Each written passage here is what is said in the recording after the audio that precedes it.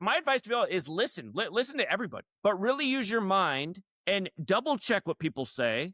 Just because a guy might be a paid for CIA disinformation agent doesn't mean that 50% of what he's saying isn't true. So again, every disinformation agent puts out some truth. It's just you gotta decipher, you gotta check, you gotta do your own homework too. That's what I decided I had to do when I got into this. I never thought that I was going to be the person putting out information into the world, but I realized what I found out about. I was like, this is something that people need to know about. Welcome back. And joining us today is returning guest Zach Hubbard, a numerology and gematria expert and the founder of GematriaEffectNews.com, where he also impacts the theatrical nature of world events, including sports.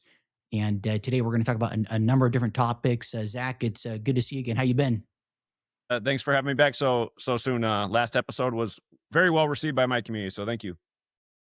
Well, likewise over here on my end, I think people found it fascinating. I think in particular the theatrical nature of things, and a lot of this is new to me. So I'm still going down this rabbit hole. But anyhow, I know last time we spoke about, or I guess you had mentioned about wanting, we can talk about Epstein, some of the events going on pertaining to that, and then I have some other questions that I think would be germane to the audience as it relates to kind of your introduction to this, to your insights on things, and a myriad of other topics. So if you perhaps want to situate us where you see things at currently, and then maybe bleed over to Epstein, so on and so forth. Yes. You're a very nice guy. I did read the comments. There were some people in there that were very opposed to my interview, and that goes without saying. There's a lot of people that think numerology, gematria, the occult, this old world jibber jabbers, a bunch of nonsense. And what I would say to all the people who feel that way is I feel like that is part of our programming. I went through the same state school system, and I learned a lot of this old world nonsense was just that, nonsense. Wouldn't it be something, though, if that was the trick, that we were taught to think that way, while the people who actually are in power still use this stuff, no matter how silly it might be? We are going to talk a bit about Epstein to start. Again, for everyone who thinks the numbers are silly, I beg you to just listen for even a few minutes before you plead with Christian to never have me on again. Epstein. Remember, he died during Trump's first administration, and apparently they're friends. We know this through the media, right? We pretend to know things because we saw it on TV. But obviously, Trump and Epstein have been pictured together, and we've learned about the Happy Birthday book and the signature and all this stuff and the controversy around that.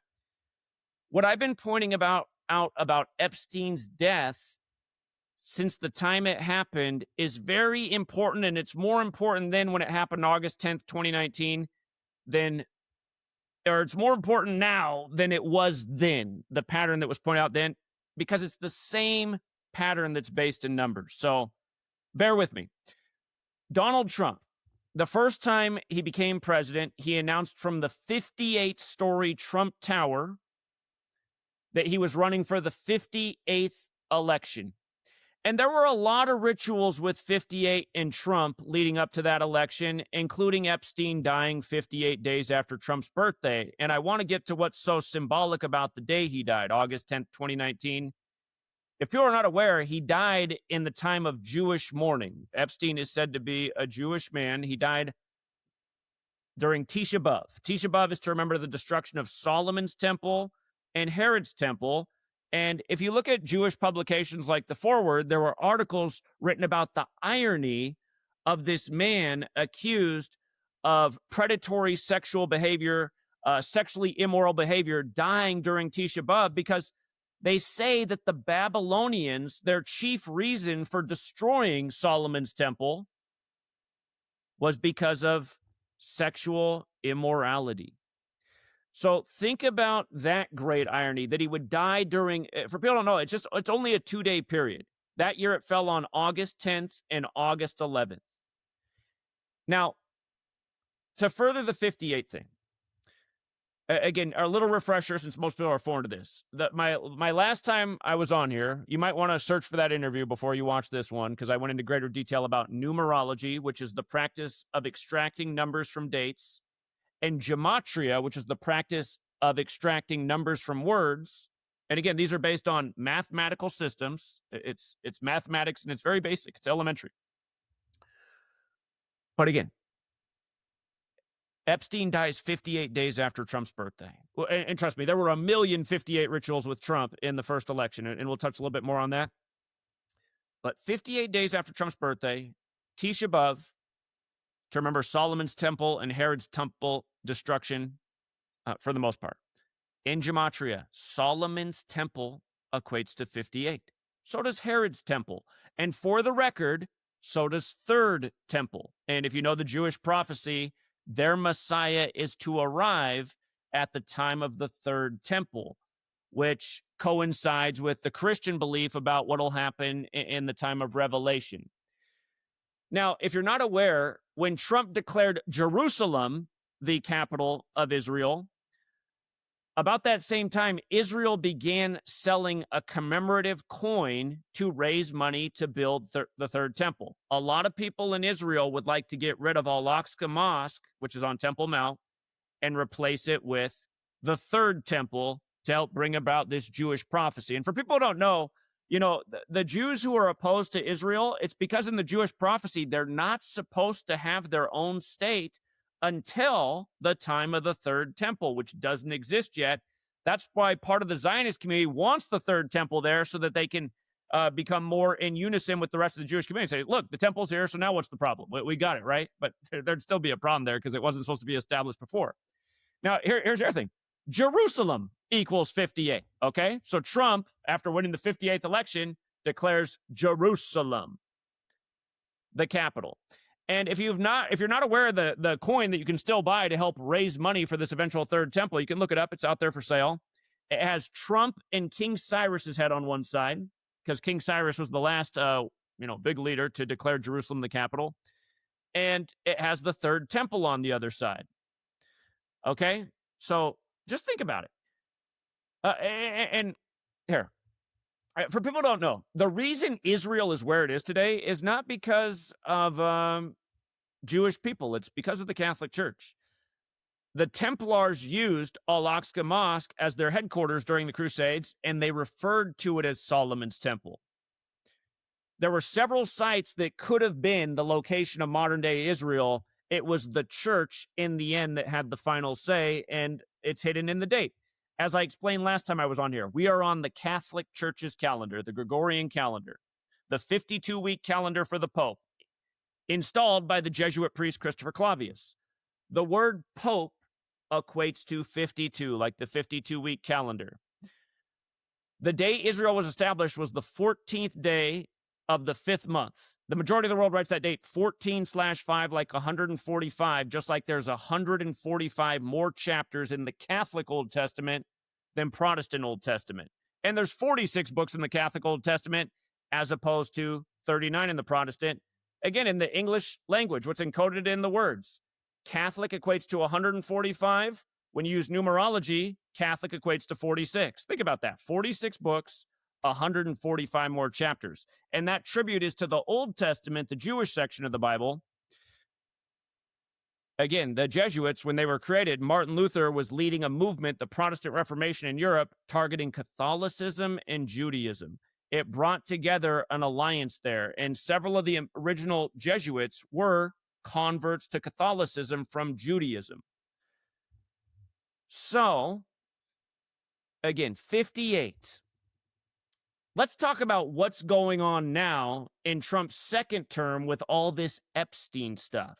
If you don't know, Epstein's birthday is January 20th. So, Inauguration Day. And he was born in 1953. And if he were alive, and he very well might be, he would have turned 72 on Inauguration Day as Trump returned to office. This is interesting because in Gematria, President Trump equals 72, as does Jesuit order. And 72 is not an arbitrary number. There's 72 names of God in Kabbalah. There's 72 demons in the Goetia.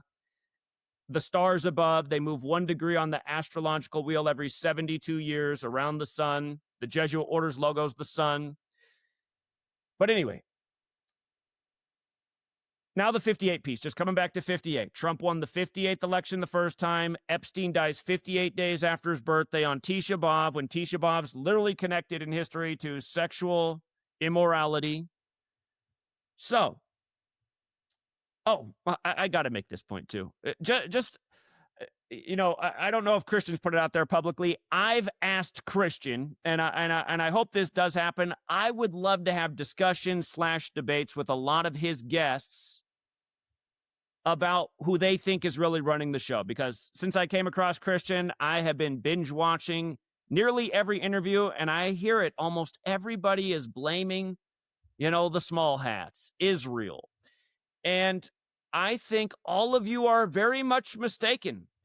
Again, we are on the Jesuit orders calendar. They gave us the language in the calendar. They synced up this system, and I would say they use what you call the small hats as scapegoats, and they set them up perfectly.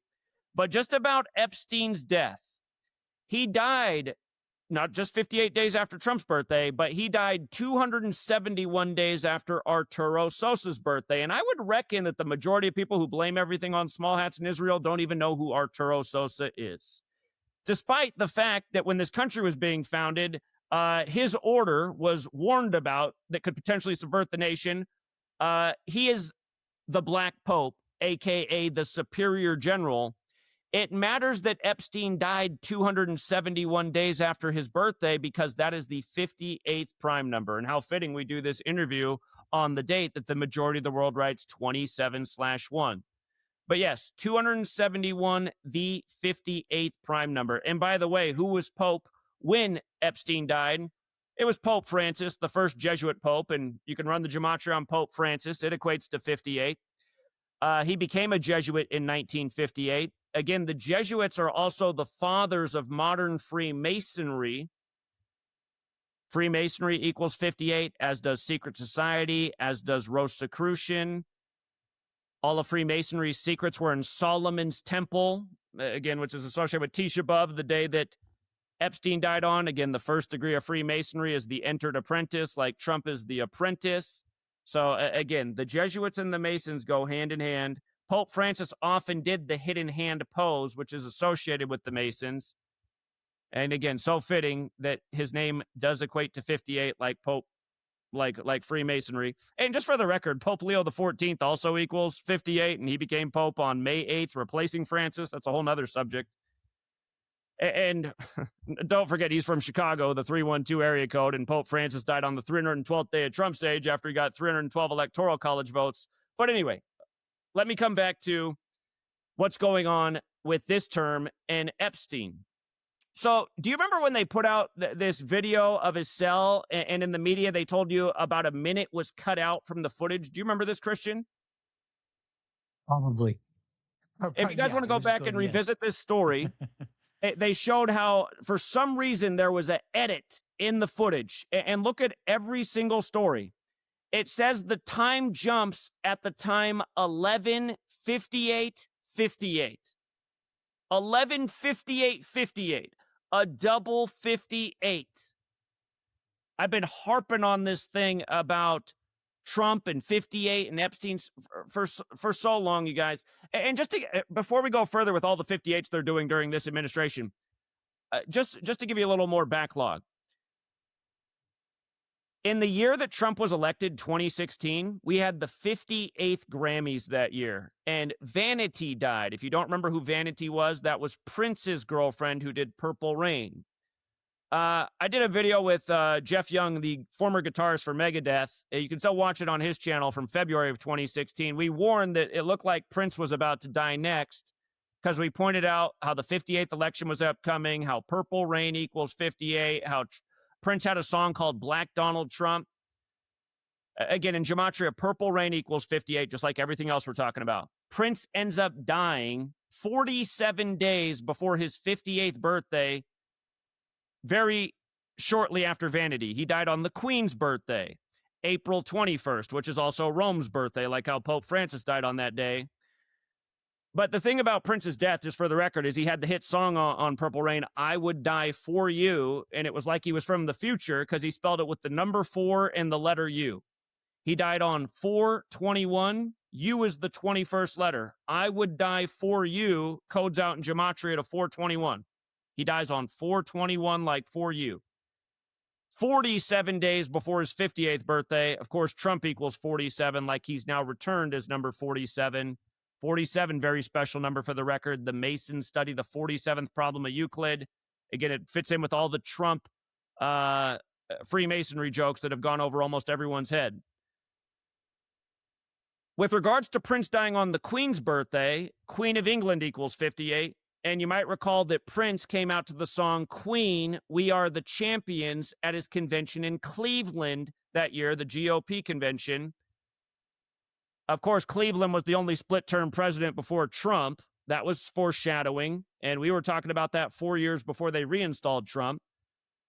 Don't forget, Trump got 58% of the Electoral College vote in 2024. 58%. Look it up. 312 Electoral College votes was 58%.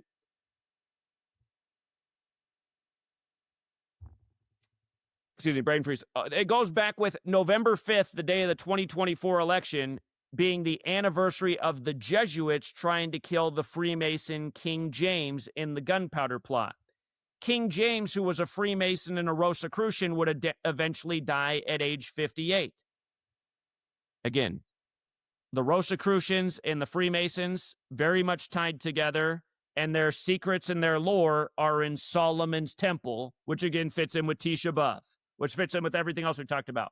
But about King James, don't forget that in 2016, LeBron James, known as King James, won the finals on June 19th, the real King James's birthday. Again, the power of this knowledge, we helped a lot of people change their life with 40-1 odds on that comeback. They were the first ever team to come back with down 3-1 in the finals. We'd said all season LeBron was going to win it on the real King James's birthday. So again, it looked extra good when there was 40-1 odds on the comeback, which did happen. And by the way, just for the record, in Gematria, King James equals 89. The Warriors lost that game with 89 points on the real King James's birthday. But anyway, the Cavs, the Cleveland Cavaliers, that's the stadium where Trump had his convention in 2016, right after LeBron won on the real King James's birthday. The point I'm making is all of this was about the 58, 58, 58, all through history up to the present. And again, this stuff's going over almost everyone's head. So, coming back to the present with the 58s, the first release of Epstein files was reported on February 27th, 2025. Go back. Shortly after Trump came back into office, February 27th, the first batch of Epstein files put out. February 27th is the 58th day of the year. The 58th day of the year. I mean, are you kidding me? The GOP-led House Committee subpoenaed the DOJ over the Epstein files on August 5th, 2025. About date numerology. The big way, 8 plus 5 plus 20 plus 25 is 58. Not to mention the majority of the world writes August 5th, 5/8 like 58. This was a big headline that day about what was going on with the Epstein files. Shoot. I should have gone over some of my notes a little bit better before we met back up. But I think I'm cementing the point enough about 58, even though I'm only getting through about half of the list and I actually just closed a tab I didn't want to. Here's another point I want to make about Epstein, though. Again, to me, the point of having this knowledge is not to get more on one political side of the aisle. It's about to see the game that's being played with us. So many people right now are so focused on Epstein and sexual immorality, and nowhere really in their brain right now is who we know to be the biggest abuser of children in the world. And that is the Catholic Church. And again, what I would say to you is we could sit here and go over it for 10 hours, all of the documentation of everything about Epstein, from the day he was arrested by the FBI to his trial to all of it. It's all been a ritual. The whole thing, every step of the way, which you can see through by understanding this thing of letters and numbers. But about this other point that needs to be made. Epstein, this man of mystery. People speculate that he's CIA, Mossad. It's not really well understood where he got all this great wealth, how he's so connected to all these powerful people. a lot of theories have emerged that he was put out here by the intelligence agencies to get blackmail on other world leaders so that those world leaders could be told what to do, even though they'd rather not do it, or otherwise they're going to have this headline and this shaming in the news. All of this is very possible. It's also very possible Epstein is just nothing other than a media distraction, and you would never even know the name of, per se, the real Epstein who might be out there, or Epsteins or group of Epsteins who nobody's thinking about. But with regards to this speculation that he's CIA, again, this is a really important point to understand. His birthday, January 20th, Inauguration Day. When you measure from July 4th, that is the 201st day of the nation's age. And as I got into a little bit the last time I was in here, this is a very special number to the Jesuits. We were just in the time of Pope Francis, the first ever Jesuit Pope and the first to live at Suite 201 at the Vatican. And just a real quick list in Gematria. The Jesuit order equals 201. Their founder, Ignatius of Loyola, equals 201. Pope Francis's birth name was Jorge Mario Bergoglio, which equals 201. The Jesuit Adam Weishaupt founded the Illuminati in the time of the Jesuit suppression just before the American Revolution. Order of Illuminati equals 201. Adam Weishaupt would end up dying in history 201 days after the anniversary of the Illuminati's establishment. David Ben-Gurion, the first prime minister of Israel. State of Israel equals 201. He would end up dying in history 201 days after the anniversary of Israel's establishment. The Balfour Declaration with the Rothschild name on there. That Rothschild would die in history 201 days from his own birthday, just like the Jesuit priest who was next to George Washington when he died. He died 201 days from his birthday. There's so much about this 201 number, but Epstein, again, January 20th. The majority of the world writes the date 20/1. Again, it's the 201st day of the nation's age when you measure from July 4th. The words in the CIA's logo, Central Intelligence Agency, United States of America, 201. The CIA's motto, the work of a nation, the center of intelligence, 201. The CIA created September 18th, 1947. The 201st day of the sitting Pope's age at the time, Pope Pius XII. The CIA was created 15 days after Israel was drawn up as a nation on September 3rd. Israel was drawn up as a nation September 3rd, voted into existence in November, and became a nation May 14th, 48. But the CIA and Israel are right there next to each other, essentially in their implementation, and they both have this big 201 encoding over them, which again is a number that goes back to the Jesuits. Again, they were created 201 months after Martin Luther penned the 95 Theses. And once again, the Jesuit order was preserved by Catherine the Great in the time of their suppression with 201 Jesuit priests, all the way up through Pope Francis, again, the first Jesuit Pope, the first to live in Suite 201 in the Vatican, who, by the way, was named after St. Francis of Assisi, only to die 201 days from the anniversary of St. Francis of Assisi's death on Rome's birthday. But yeah, this 201 is also an Epstein. And Trump, I can't remember if we touched on this in the last interview or not, but Donald Trump announced that he was running for the presidency July 14th, 2022. It wasn't his big formal announcement, but it was the day that he said, yes, I will run. And there were 3 stories in the news that day about Trump. One was conservatives against Trump based on 60 legal cases. They're saying he had too many legal problems to run for president. The other was Trump saying he would run. And then the third story that broke that day was the news broke that his ex-wife fell down the stairs and died. And not to mention that was 45 years after their marriage. Like he was still number 45 at the time, not yet 47. But that was exactly 60 weeks into the first ever Jesuit Ignatian year that he says that he'll run in the 60th election, not to mention Donald Trump equals 60. He buries his wife on July 20th, the 201st day of the year. And their first child, Donald Trump Jr., just happened to be born on the 201st day of Trump's age.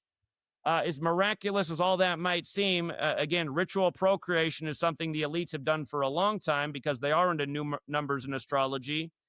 And C-sections are also a thing. Induced birth is a thing. But yes, you can look at all these 201s with Trump, and really there's a lot more. The other year, his brother dropped dead on the Jesuit order's birthday, August 15th, big day in history, from the surrender of Japan to end World War II, to the gold standard ending, to the war in Afghanistan just ending, which was blamed on Biden, who's also Jesuit educated. And don't forget, Joe Biden. I know we touched on this in the last interview. Joe Biden, his son, Beau Biden, died at 46 years before Biden would become number 46, being elected 46 weeks after the Pope's birthday. But Beau Biden died, again, 201 days before Pope Francis's birthday. And the same Jesuit priest, the former head of Georgetown, did the funeral for Beau and the inauguration for Joe, and his name, Leo Jeremiah 201. About 201 and Epstein, if you go back to August 25th, 2022, one of the top headlines that day was that a Epstein associate was found dead outside of the address 201 Mount Pleasant Street. And again, I don't want to go down a million examples, but the thing is, once you learn to recognize these numbers, you start to see that this stuff is omnipresent. And this number is being used as a signature by this Jesuit Illuminati cabal. And yeah, there is a small hat element.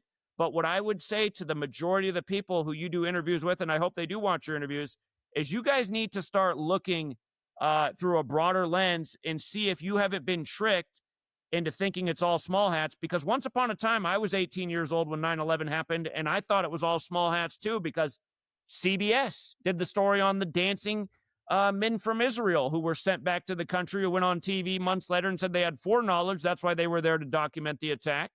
And I was here when Ehud Barak, then the leader of Israel, went on TV and told us to declare a war on terror on Afghanistan and Iraq, and that's exactly what we did. And I thought, who could deny that Israel's running this nation and the teeny tiny tops?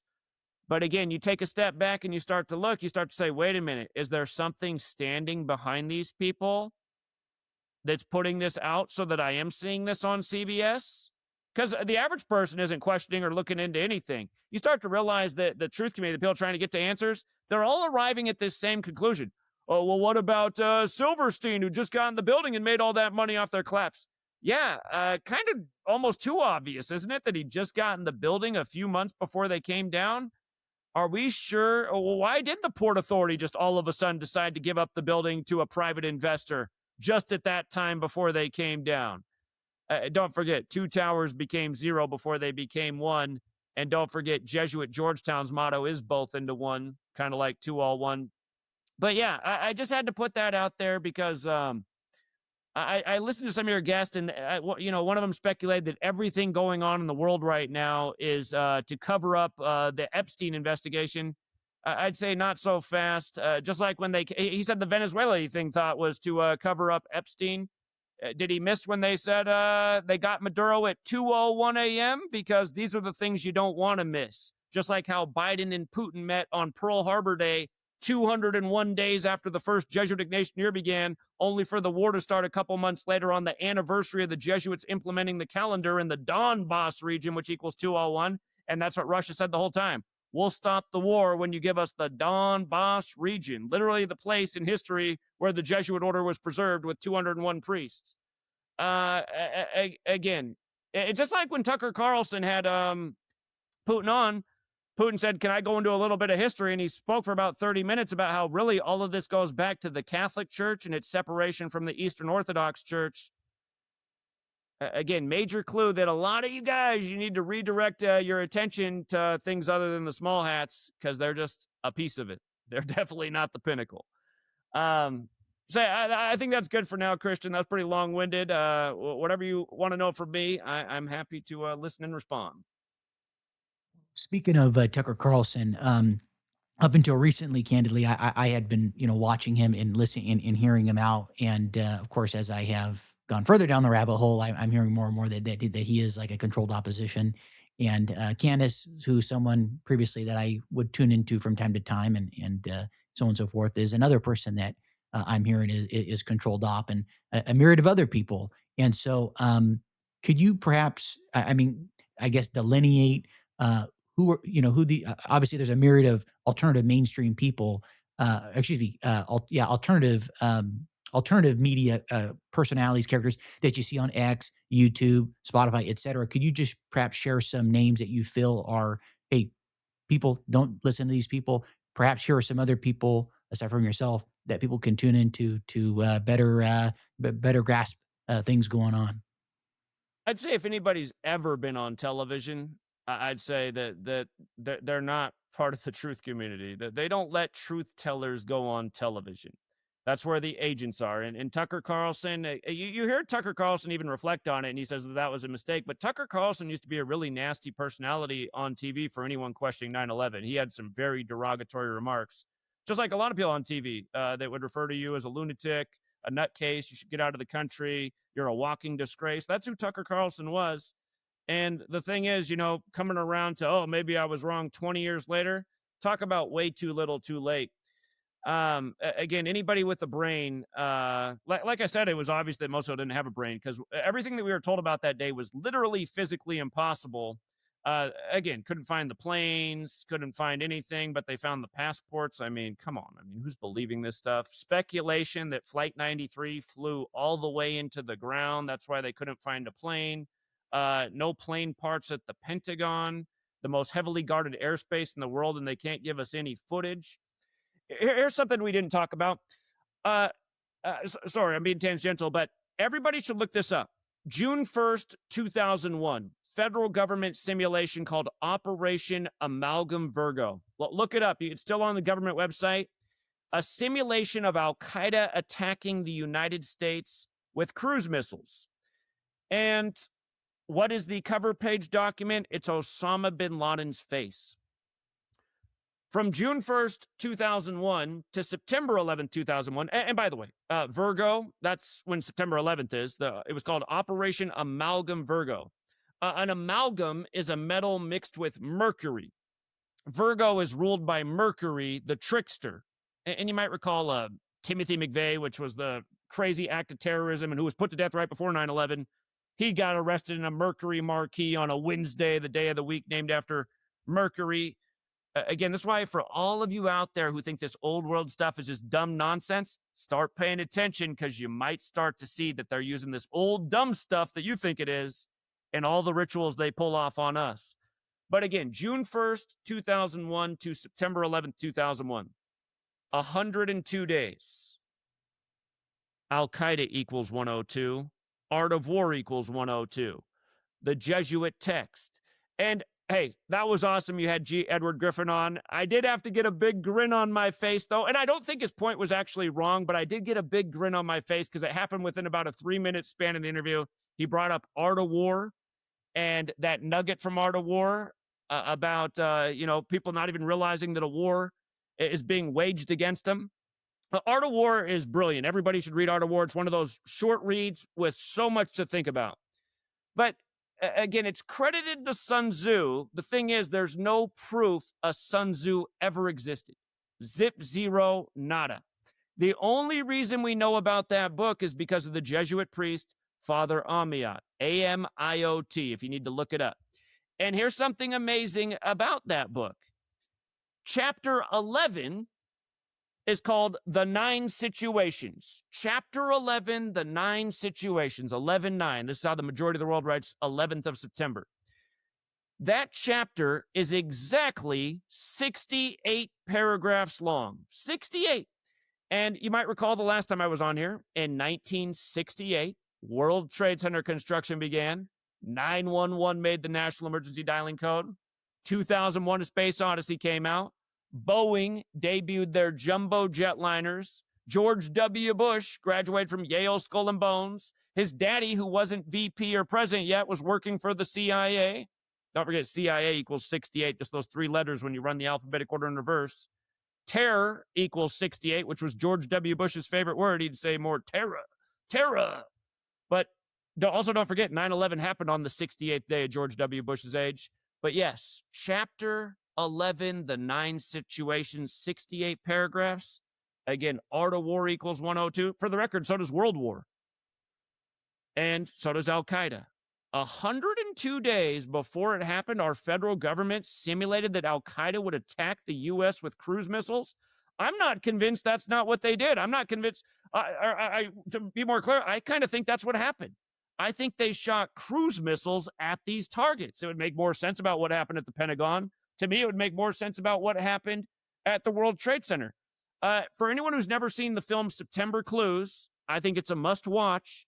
It's done by a guy who works in Hollywood, who shows how they set up the scene of the first image put out to the public of the plane crashing into the building. And for people who don't remember that footage, the plane actually flies all the way through the building and comes out with its nose intact, and then the screen cuts to black because it was an error. Obviously, it's impossible for a plane to fly all the way through the building and come out the other side with its nose intact. To me, that suggests we were showing something that was not real. Technology was used to deceive us. And don't forget, 1968, 2001: A Space Odyssey came out, a movie about technology overtaking man. Were we tricked that day with technology? Again, September Clues, you got to watch it. By the way, if you've ever seen the documentary of the French guys who were the French brothers who were interviewing the fire department when supposedly the plane flew over and then hit the tower, that's some famous footage.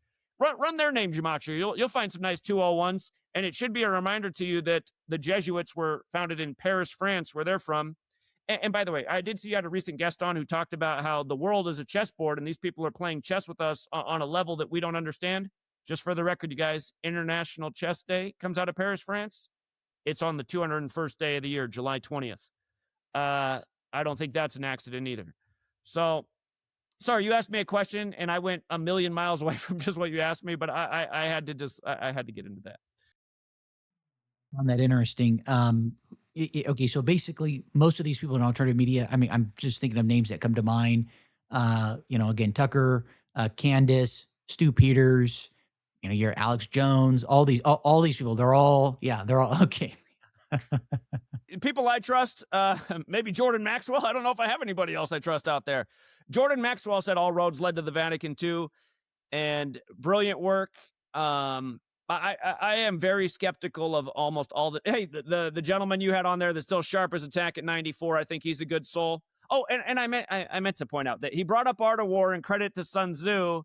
But then a few minutes later, he said, I think a mistake that a lot of people make is they try to pin everything on one group. Now, I would agree. And understand, I'm not saying it's just the Jesuits. That's not what I'm saying. But I'm saying the Jesuits are so instrumental in what is going on in the world.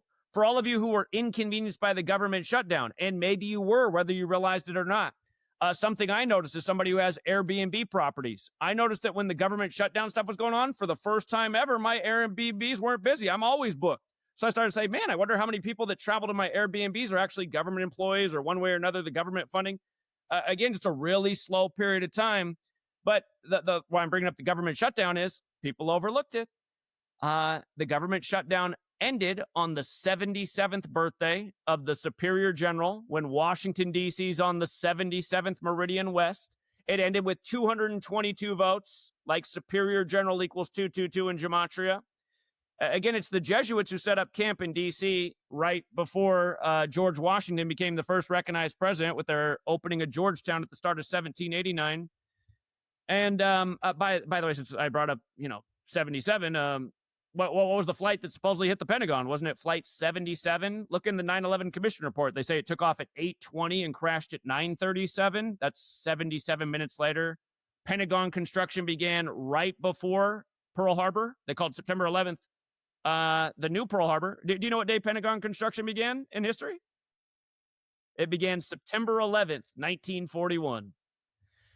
Yeah, Pentagon literally construction began on September 11th. If anybody doesn't know that, it's important to look these things up. But the Pentagon's exactly 77 feet tall on the 77th meridian, supposedly hit by Flight 77. In Gematria, United States equals 77. So does secret society. It's known as the Masonic City. They're a secret society, but who stands above the Masons? The people who are responsible for modern Freemasonry, the Jesuits, who are also a secret society at top levels. And on the 77th birthday of the Superior General, the government just happens to reopen. Pretty sure that didn't have anything to do with Netanyahu, for all you guys who think Israel runs it. So anyway, sorry, Christian, I can't give you a great answer on who to trust. It's not, by the way, it's not to say that people, all those names you mentioned, I'm sure if you listen, here's my advice to people is listen. Listen to everybody, but really use your mind and double check what people say. Just because a guy might be a paid-for CIA disinformation agent doesn't mean that 50% of what he's saying isn't true. So again, every disinformation agent puts out some truth. It's just you gotta decipher, you gotta check, you gotta do your own homework too. That's what I decided I had to do when I got into this. You know, I never thought that I was going to be the person putting out information into the world, but I realized what I found out about. I was like, this is something that people need to know about. This is really going on. Oh my God. When I first got into this, I was just looking for answers, but I was blown away once I started looking at this. I was like, they are really doing this on a daily basis. This is amazing. As it relates to, at some point, I'd love to hear your foray into this. I know you mentioned Manly P. Hall in the other in your first appearance, and would love to hear more about kind of the Jesuit side at some point in the conversation, and then as it relates to oh, here we go. Got it. I'm gonna have to pick up a copy. There's a lot of information in that book. There's just a tiny little section on what I teach on, but it's what gave me my lead. It was where I first heard about it. And he puts it on the reader. He even says, like, I'm not sure this is even credible information. You need to research. So I said, you know what? Here I go. Let me see. Now, as far as the, you mentioned the certain numbers that have esoteric meaning. I'm assuming that's the right term to use. Like 201, 76 or 77. Et cetera, et cetera. And then the times in which people are dying. It's my understanding, and you correct me if I'm wrong, that because they have this profound insight or understanding as relates to the natural order of the universe, so to speak, with numbers and this fill in the blank world matrix that we're in, this third dimension, I guess is the dimension we're in, that they want to have their events and everything aligned with that, obviously in such a way where thereby it's conducive to them. And somehow these people that are part of this cabal, Prince, who you mentioned, you referenced earlier, and a number of these other, Epstein. I know there's speculation, is Epstein dead? But we'll use Prince for an example. And you hear about him and other people in Hollywood being part of it, or like maybe a sub part of it, if you will. The time in which he is killed. So I presume that these people are either aware or unaware that that these people will be killed, or their death will be on such and such date. I guess, have you been able to dive into the mechanics of it and the utility it serves, and okay, we're going to kill Prince on this day, or Prince, you need to die on this day, or is there? I'm just trying to understand that more. Sure. Again, I'm going to remind Bill, I don't have all the answers. Prince, let's say maybe, okay. Prince did Purple Rain, and we talked about how Purple Rain equals 58, going with the 58th election, and how he died on the Queen's birthday. Now, that's with numerology. If you just take the alphabetic order, purple equals 88, as does Elizabeth, as in Queen Elizabeth, who was alive then, as does Trump. They're all 88. Last time we talked about how Charlie Kirk died 88 days after Trump's birthday, 60 weeks from the Trump assassination, when the 60th election was on the anniversary of the Jesuits trying to kill King James. They failed, just like they failed with Trump, but not with Charlie, 60 weeks later. By the way, Charlie Kirk equals 60 like Donald Trump. And again, he's in an unmarked grave who was taken away in an SUV with no ambulance around. So, I mean, again, you guys, I question everything you see in the media. But again, I'm being so tangential. Christian, put me back on track. What was the main question? Yeah, just have you been able to delineate or render an understanding as to yeah. Okay. So Prince, have you ever seen his interview that he did with Tavis Smiley not long before he died? No. Okay. He did. For people who don't remember Tavis Smiley, he had a talk show. I forget what kind of trouble he supposedly got in the media, but he was taken off the air. And when it happened, I said, man, is this because he's broaching some topics that you just don't see on TV? For example, when Tavis Smiley had Prince on, you would never believe what they talked about. They spent a long time talking about chemtrails. Prince had all these theories on chemtrails. He thought they were spraying the sky to manipulate our behavior and moods. And he said, there's just certain days I look up at the sky and it's just all this crap. And he said, I feel terrible. So I was like, you don't see this on TV. Prince also, do you know about, you're younger, but Prince used to have the song Party Like It's 1999, which now when you listen to it, I was like, man, I can't believe how long ago that was. But he was on a big European tour around that time. And at the end of the tour, have you ever seen the footage from the concert he did at the end of his European tour there? Mm. So you start to wonder if being on a certain level, I mean, Prince, by the way, Prince and Michael Jackson, both born in 58. I should have brought that up earlier. But Prince, for one of his last concerts there before he came home, he talked about how he really didn't want to go home. He really didn't want the party to end because, and then he gets into a little singing and music performance. Obama's about, or not Obama, sorry, Obama, that's the subliminal. Osama is about to drop the bomb. And he starts just singing it over and over. Osama's about to drop the bomb. Was he trying to give a clue to the world? Bill Cooper, who's very much regarded in the truth community, he did put out the warning. Alex Jones copied him and likes to take credit. But if you've never seen Bill Cooper calling out Alex Jones for the fraud that he was back in the 2000s, people should look up that clip. Bill Cooper knew Alex Jones was a scammer and a con man. But Bill Cooper was the guy who really put out the warning about how something's coming with bin Laden and they're about to blame something major on bin Laden, and you better not fall for it. So what I'm trying to say is, by the way, Bill Cooper killed right after September 11th, supposedly in a shootout with the sheriff's department. But maybe Prince, because again, there was a huge purple royal element with Trump, just like how most presidents are related to royalty. So is Trump. And remember, Bill and Hillary conceded in purple to Trump. And by the way, Hillary put out a book about why she lost called What Happened. Can you guess what happened equals in Gematria? It's 58. 201? 58. Why she lost the 58th election. What happened? 58. Yeah, okay, nice. She went, her and Bill both went to Jesuit Georgetown. But yeah, maybe Prince, maybe there's some other purple route they could have gone. Maybe it didn't have to be Prince. It kind of seems like it was supposed to, since the song was I Would Die For You, and he died 33 years after Purple Rain came out on For You. Or maybe another reason Prince is on TV saying things maybe he's not supposed to see is maybe he knows his time's almost up. Maybe he did the courageous thing.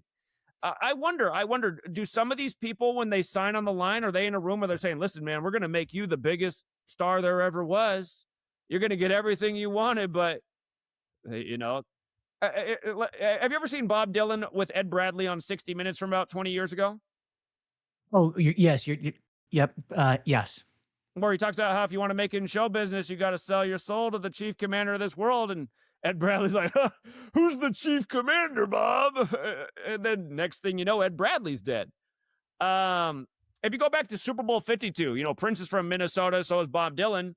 Right as the Super Bowl was approaching in Minnesota, go back and look at the headlines. Bob Dylan's ex-girlfriend's dead. His publicist is dead. His bibliographer's dead. Just all these people connected to Bob Dylan are just dropping dead in the days leading up to the Super Bowl. And I was pointing out to people, I said, again, big Minnesota celebrity, and as we get the biggest TV event of the year, the Super Bowl, just all these people connected to Bob Dylan are dead. Is this what it is? You got to sell your soul. Just for the record, Minnesota equals 52 in Gematria. So does devil. And it's not to say that the devil's in Minnesota. If you're from Minnesota, you're the devil. But these people do rituals like that. Bob Dylan essentially said that you got to sell your soul to the devil if you want to make it in show business.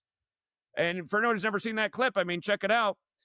But yeah, maybe Prince knew his time was almost up, and he's going to go and give some of his biggest thoughts about the age we're living in on Tavis Smiley. And Tavis Smiley's still kicking, but he didn't have his show much longer, and you never know. He might not live to be that old either, because maybe his producer might have been like, I don't know about putting this on Tavis, but hey, it's Prince.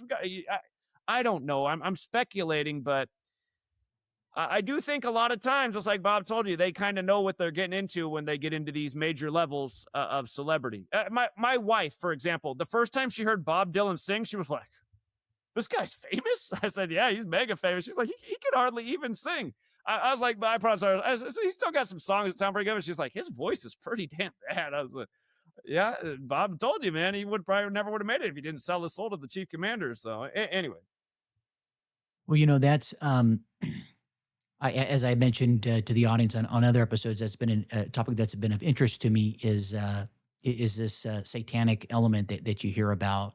And I was watching some videos of people depicting, or excuse me, it was a video depicting a Sam Hunt. Am I saying that right? I think it's Sam Hunt, the singer. I think I'm saying it right. I might be botching it, but to see these artists transform from whether it's a Katy Perry or a Sam Hunt or a who is a Billie Eilish or whatever her name is, how they start off singing something, doing music that is more mainstream, if you will, and then all of a sudden it's got the lyrics, the song, the whole vibe, the music videos just completely change, and it is fascinating to watch. Yeah, it gets pretty wicked with a lot of these artists. Like, whoa, how did we go from this, like something nice and just family oriented, to now we're wicked and evil and we're locked out of heaven? I mean, yeah, exactly. It's like they lured you in. They lured you in. How could I not buy the album? I bought the last 8, but man, I didn't know we were going to get into witchcraft and Satanism in album number 9. I mean, yeah, absolutely. I mean, look at I always think about, okay, Elvis Presley, once upon a time, oh my God, he is shaking his knees. How could we ever put that on TV? I mean, today, if a guy's shaking his knee, nobody even cares. It's just, you look at what's on TV today, it's unbelievable. So, yeah, just the progression of where society's gone from to where it is now, it is pretty amazing. So, Well, we were speaking, before we came on, or excuse me, but we were speaking offline about censorship and how we're both, I mean, you have certainly gone through it. I suspect that my channel's going through it too, and you just peruse on YouTube or some of these other platforms, and you see some of the videos like that Wasp song.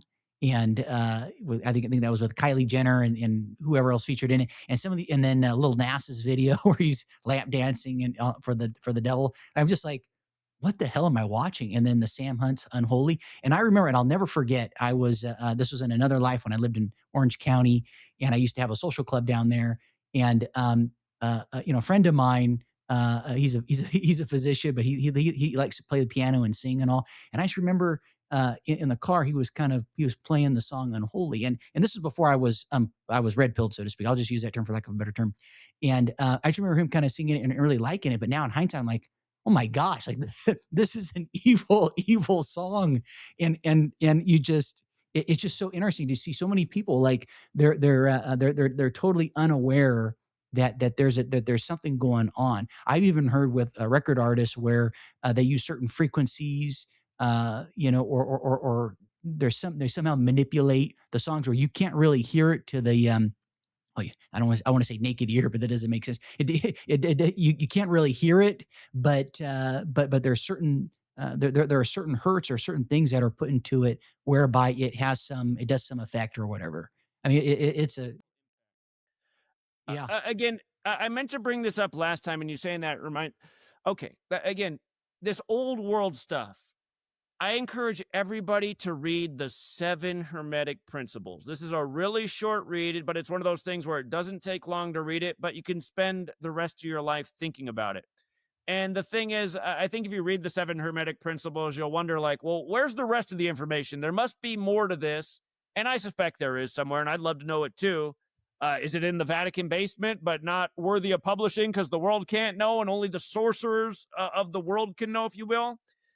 But again, one of the Hermetic principles is that everything carries a vibration, every single thing.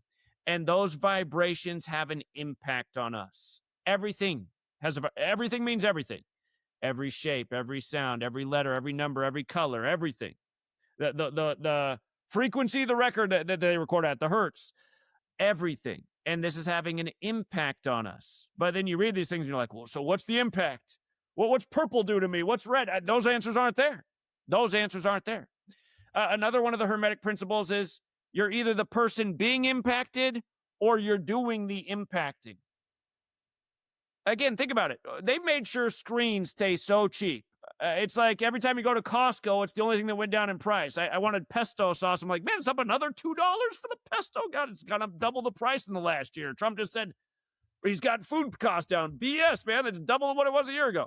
But somehow the TV's bigger and even cheaper. So the only thing that went down in price was the TV. It's more amazing than the last month I was here, but the pesto is $2 more per can.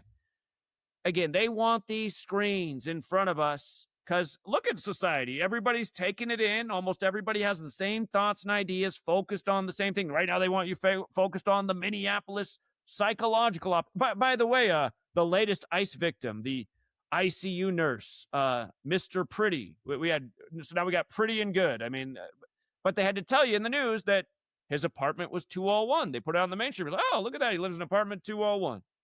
More protests like George Floyd. Last time I was on here, I told you, George Perry Floyd equals 201. His death was compared to a Gematriaeffectnews in Paris, France, the home of the Jesuits, where he was killed on the 201st day of the year, exactly 201 weeks before George Floyd. Again, the Confederate statues came down after George Floyd, including the Albert Pike statue in D.C., the only Confederate. And then 201 days later was January 6th, and the Confederate flag flew. Not to mention Confederate equals 201 when you run the alphabetic order in reverse. And again, Lincoln did blame the American Civil War on the Jesuits. However, you search on Google, they'll say, well, the historians that recorded that aren't considered the legit historians. What are the legit historians? The ones that they give us in slave school for 13 years as we pledge to the 13 stripes? That's the hard thing about this world. There's just so much disinformation. It's so hard to know who to trust. And that's why I actually find a lot of value in this knowledge, because the things they do to us are so repetitious and they work by these same patterns over and over. And sorry, I jumped into another tangent, but let me just pass it back to you, Christian. Well, you had mentioned Jordan Maxwell earlier, and I would love to hear your take on him. Yeah, I mean, just really brilliant mind, way ahead of his time. A lot of people see him and Bill Cooper as kind of the godfathers of the truth community, putting out information when a lot of other people weren't. G. Edward Griffin's on that list with his book revealing what's wrong with the Federal Reserve. And again, Maxwell was very focused on how they've associated all these words that have to do with water with money and currency. Current, banks, a river bank. And they've made money so essential to our lives in the same way we need water or we die. Again, how many people in this world are doing something they absolutely hate or selling out just because they know they need that paycheck to stay afloat because they don't want to end up on the street like a growing number of people? So, he pointed out just things like that a lot of, I mean, I never thought about anything like that. And then most people know Jordan Maxwell for his work between all the parallels between the Kennedy and Lincoln assassination. I'm sure you've seen this work. A little bit, but please unpack that. Well, and rather than ruin it, just search Jordan Maxwell. In my first book, I added a few things on that Maxwell didn't hit on. But yeah, everybody look up Jordan Maxwell and all the parallels between JFK's assassination and Lincoln's assassination. And by the way, I used that information to predict why there was going to be assassinations on the campaign trail up to the 60th election, because Lincoln was elected in 1860, JFK in 1960. What do you know? In the 60th election, Trump pairs up with a Kennedy, RFK Jr., and what do you know? Assassination stories on the campaign trail. And like I said, 60 weeks after Trump is Charlie Kirk, when both of their names equal 60. And just for the record about the Jesuits, their first decade recognized by the Roman Catholic Church, their order was limited to 60 members. And from there, it grew to tens of thousands. But the first decade, they were kept at 60 members. So this is a number that relates to the order, not to mention in the most simple cipher, the word order alone is 60. But yeah, there's so many parallels with Lincoln and JFK, including JFK getting shot in a Lincoln. But Jordan Maxwell, he pointed these things out. I'd say without the Jordan Maxwells of the world, a lot of us probably, we wouldn't have had a starting point. I mean, no Jordan Maxwell, no Manly P. Hall. I don't think I know anything I know today. I don't think I would have had a starting point to accomplish what I have in the last 13 years. So, yeah. Yeah. It is in light of the censorship that goes on, it is amazing how you can still find really great videos and interviews on YouTube and obviously on platforms like X. Like, I'm surprised people will upload, just full documentaries on X from the 90s or from, different stuff. And by the way, today's the 1 year anniversary of me getting deleted from X, which was, I don't know if are you using X, Christian? I am. I have it under Marbella Media. My last live stream on X, I had over 5,000 people watching. I was deleted all the way off the platform 2 days later. So that hurt. I haven't been on there for, it was a year ago today, and I was frustrated because I just paid for a whole year membership so that I could use the video streaming service, and I couldn't even get a refund. It said in their terms of service that they get to keep the money. I thought, this is ridiculous. So, but yeah, sorry, I didn't mean to interrupt you.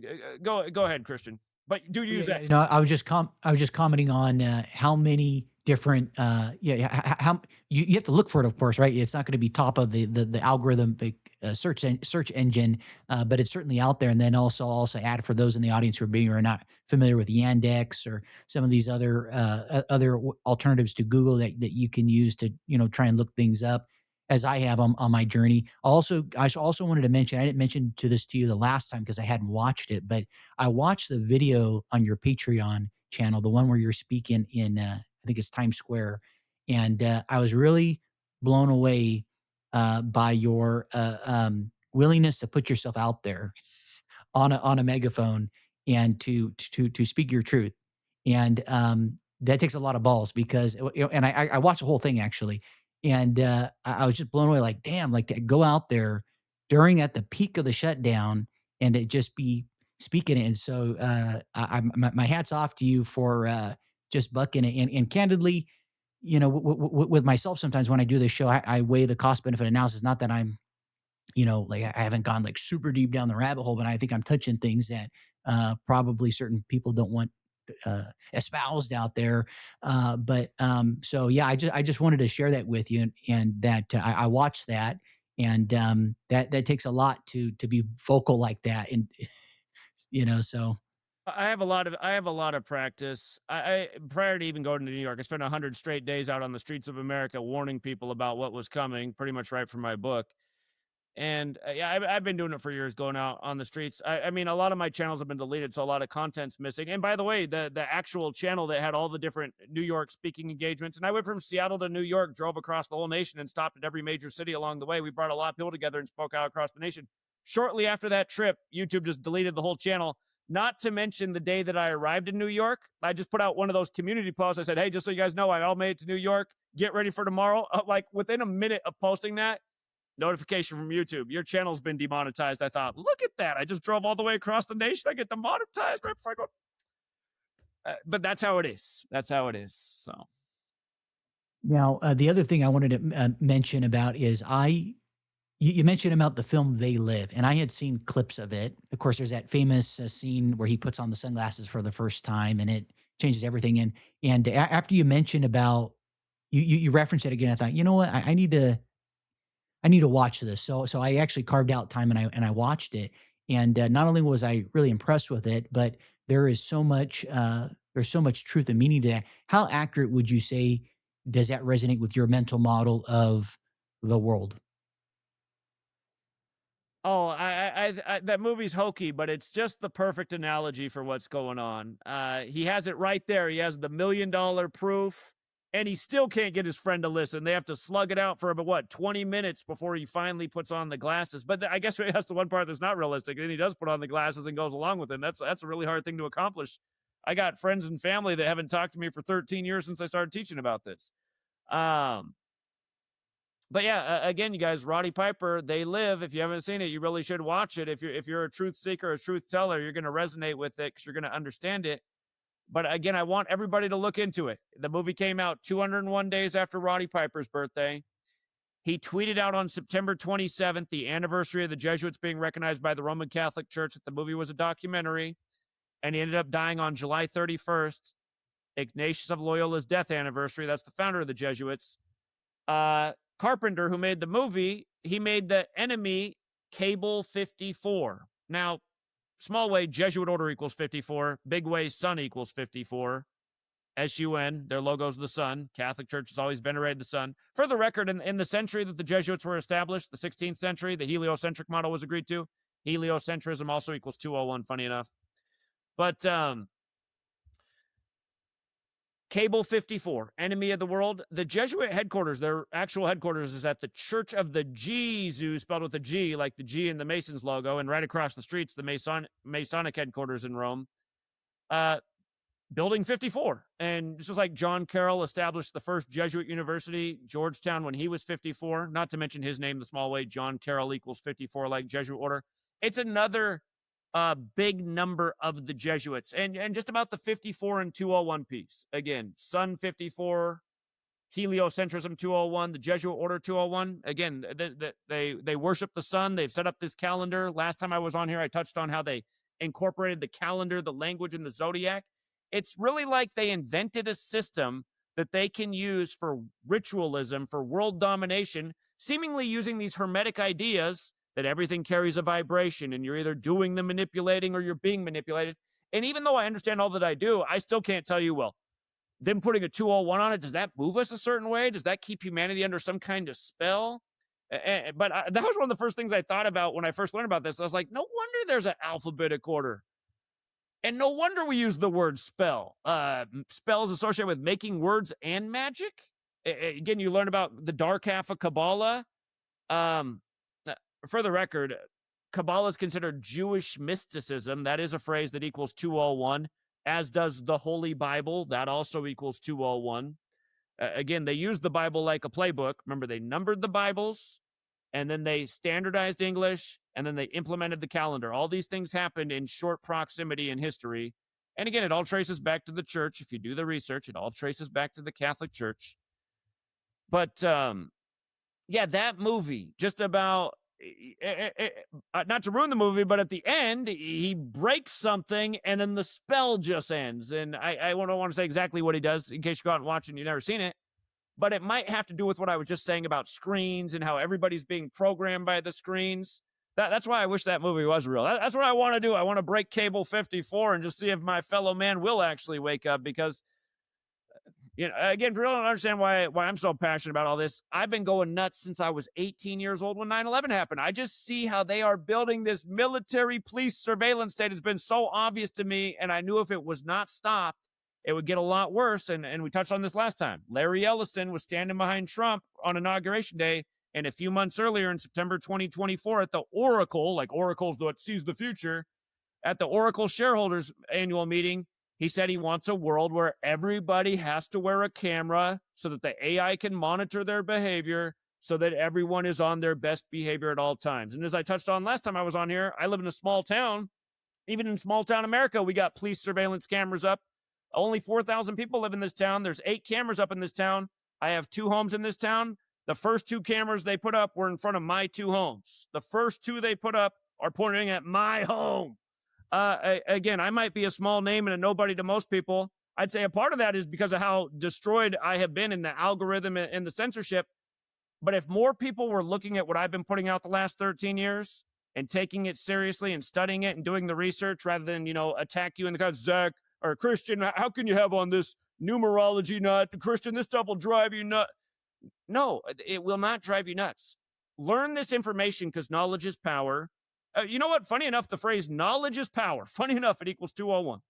And again, in the occult, or in Hebrew, 201 represents illumination, light. In the occult, light is knowledge. I don't think it's an accident that knowledge is power equals 201. They are using this occult knowledge every single day to play with us. And most people are being played with, and they're not seeing how they're being played with, and they're falling into these traps, and they're getting into these political party divides, which are not helpful to us. The Republicans aren't here to help us. The Democrats aren't here to help us. CNN's not here to help us. Fox News isn't here to help us. If you're caught up in all this kind of stuff, you are getting played with. Everyone should be on the same page. We are a people in a nation being lied to every day by authorities, being overtaxed, being poisoned. One of my biggest concerns is that people cannot see even what's going on above their heads. Again, tic-tac-toe patterns in the sky just turning into a gray haze, weird weather patterns going on. I mean, come on, you guys.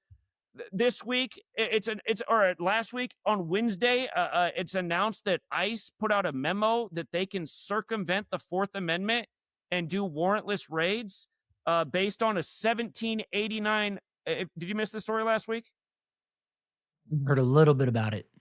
Yeah, so if you guys didn't look into the story, last Wednesday, ICE is using a law from 1789. And what's crazy is that law, 1789 is the year George Washington became president, Georgetown was established. The law passed on Ignatius of Loyola's death anniversary, but it was a law for the border that if people coming across the border, if they didn't know they were citizens, officials had the right to search their persons if there was suspicion that they might not be a citizen. So that was something that passed in 1789. That is what ICE is now using to justify raiding anybody's home if there's suspicion that there's an illegal in there. This sounds horribly un-American. That news broke Wednesday, 201 days after the nation's birthday. The phrase warrantless raids equals 201, which was in the stories. But then right after that, all of a sudden, a record ice storm across half the nation. I pointed out a million times the phrase weather control equals 201, like the Jesuit order. And the first admitted act of weather warfare in history was August 15th, 1952, the Lynmouth flood on the Jesuit order's birthday. There's a lot of weird stuff over the years with extreme weather in 201, which I've touched on. But again, this number is connected to so many major things. By the way, Christian, are you familiar with the author Kurt Vonnegut?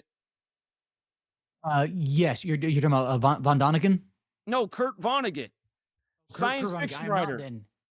No, I am not. Fiction writer Kurt Vonnegut. His most famous books are Slaughterhouse-Five, Breakfast of Champions, and Cat's Cradle. His brother, Bernard Vonnegut, worked for General Electric, and his brother is who's credited with discovering how to make it rain using silver iodide. Cloud seeding experiment. I always forget how to say that town in New York. Schneckety. It's some crazy words. If I was from there, I'd know how to say it. But what's funny is they did the experiment with silver iodide on the day leaving 47 days left in the year, like silver's the 47th element on the periodic table, and like how silver's through the roof while Trump number 47's in office. But Vonnegut's book, Cat's Cradle, is in tribute to his brother because he wrote about how scientists have this thing called ICE-9 that they're using to manipulate weather. And if they mess up, they can literally destroy humanity. He thought his brother was insane for helping do this research to manipulate weather. And see, this one's funny. In America, people are like my sister. My sister, she's like my second mom because she's 13 years older than me. But she thinks I'm an idiot and everything I'm saying is nonsense and everything's a conspiracy theory. And I'm like, Jen, they've been researching weather control for the better part of the last century. It's not dumb. My favorite author right here. Look, read what he said about this. Here's the reason I'm bringing this up. In his book, it's called ICE-9. ICE-9, let me get this exactly right for anybody who fact checks me. I want to make sure that I don't give you the wrong information here because this just happened this past week. Okay. ICE-9 is the warning in the book. Vonnegut died April 11th, 2007, and he died in a weird way. They said he fell off a ladder, which to me didn't make any sense. But from his death anniversary to the day that this ice storm began, exactly 41 weeks on the nose. What does ICE-9 equal in Gematria? It equals 41. And 41 is not an arbitrary number. USA, just the most simple cipher, alphabetic order. U is the 21st letter, S is the 19th, A is the 1st. 41. 41 is the 13th prime number. This nation begins with 13 colonies, 13 stripes. This nation was created in the time of the Jesuit suppression, which ended after 41 years.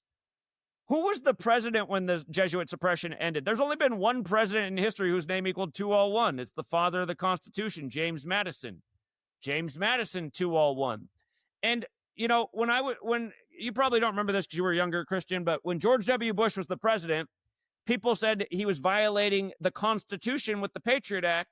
And his response was, the Constitution's just a piece of paper. And I said, listen to that right there. Just a piece of paper, like it's nothing. And look what's going on right now. I mean, is there a great upright? People are so mad about Alex Pretty, which I'm pretty sure is a psy-op, the guy who lived in apartment 201, who's the same age as Renee Nicole Good, 37. And just for the record, ICE agent equals 37, like shooting, like Wednesday, like the first shooting was on a Wednesday on Portland Avenue. Portland equals 37. I pointed out when that happened to Renee Nicole Good that the longest George Floyd protest in the nation was in Portland, Oregon, which is known for voodoo donuts.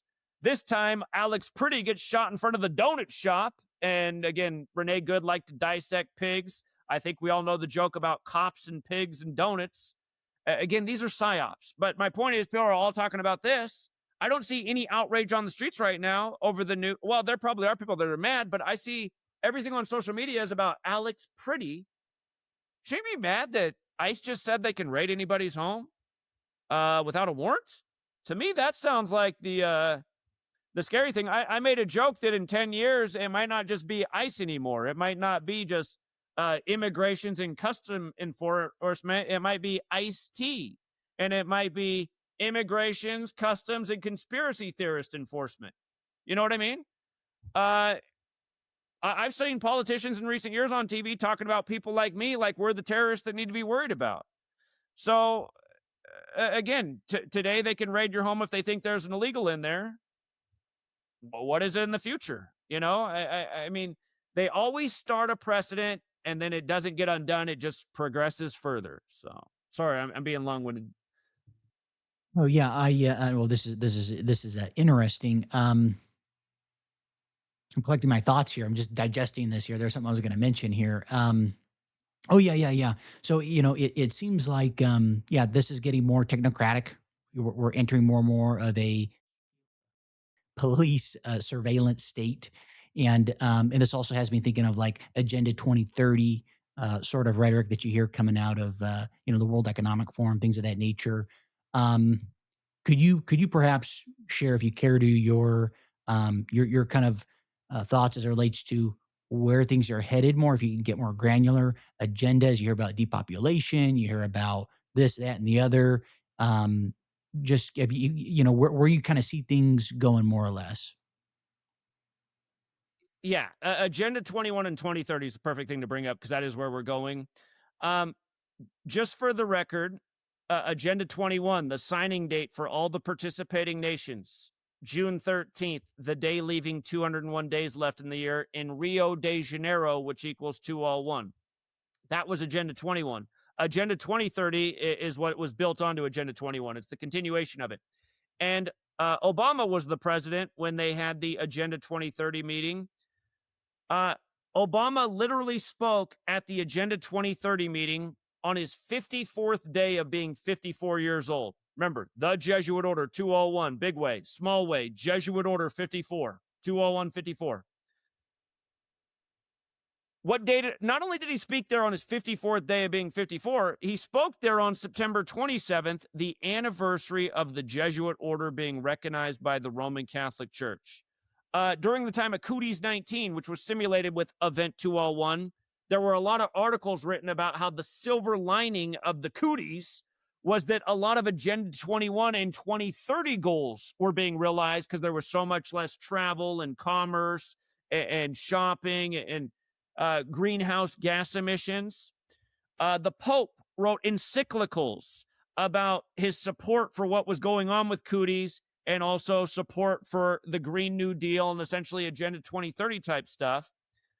Keep in mind, Trump wants Greenland right now, which is going to turn 47 this year on May 1st, the Illuminati's birthday, just like it's been 47 years since from the Iranian Revolution. And by the way, Iran was overthrown by the CIA in history on August 15th, the Jesuit Order's birthday, that recurring date of August 15th. But again, when during Cooties 19, you might recall that Bill Gates' father died. And on the same day that Bill Gates' father died, Mark Zuckerberg bought up the REI campus in the Seattle area. You know, REI, the Outgood sporting goods store. So I thought this was so symbolic.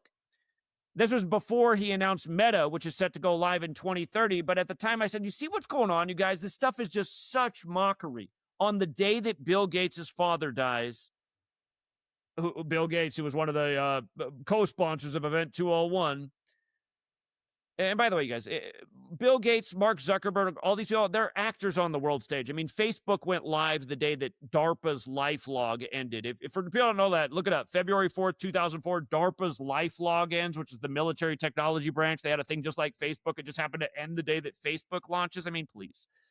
But anyway, the point is, it's all symbolic what they do with these puppets. Gates' father dies. Mark Zuckerberg buys up the REI outdoor sporting goods store campus.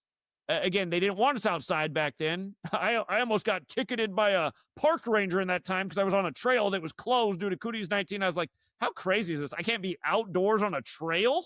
Could there be a safer place for me right now? The ranger, he said, I could have you arrested right now. I said, well, listen, man, I like to get exercise and walk around, and being in my place is cabin fever. Anyway, it was so symbolic. And the next thing you know, it's like, what, a year later? And now Mark Zuckerberg tells us about Meta and how it's all ready to go live in 2030 and how in the future we can just live in this virtual reality. We can go to school there. We can do our work there. He made a point about how you wouldn't even have to get dressed. You could buy your new out. You don't buy clothes. You just dress up your avatar in virtual reality. Have you seen this show Black Mirror? A little bit. I've seen a little bit too. I haven't seen all of it, but there's an early episode. I believe it's the actor from the I can't remember what the movie is, where he's a young black guy and he gets kidnapped by these white people that are like hypnotizing him and doing all these terrible. He's the actor in this episode, but the point is, it's in the future and they live in these little cells. And all day they're showing pornography and sex on a big one wall of their cell. They live in a tiny cell, but one wall is just a huge screen that's just going all the time.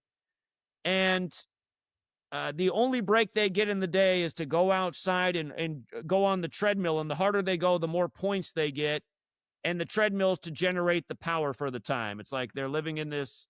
It's almost like they're living in Meta, but not quite. They're in a cell. There's a small world. I don't know. When I'm watching that and listening to Meta, I'm just thinking, this is kind of the future I think they have planned for us, where they really do just want us locked down in a space, screens. They want depopulation. That's part of the thing here. They want depopulation. So to stimulate people's sexual needs, they're just watching sex on screens all day rather than having sex with each other, which statistically, I think that's what's going on more and more in the world. I just saw in the mainstream news, they were talking about how the virginity age, average age of virginity is going up in recent years.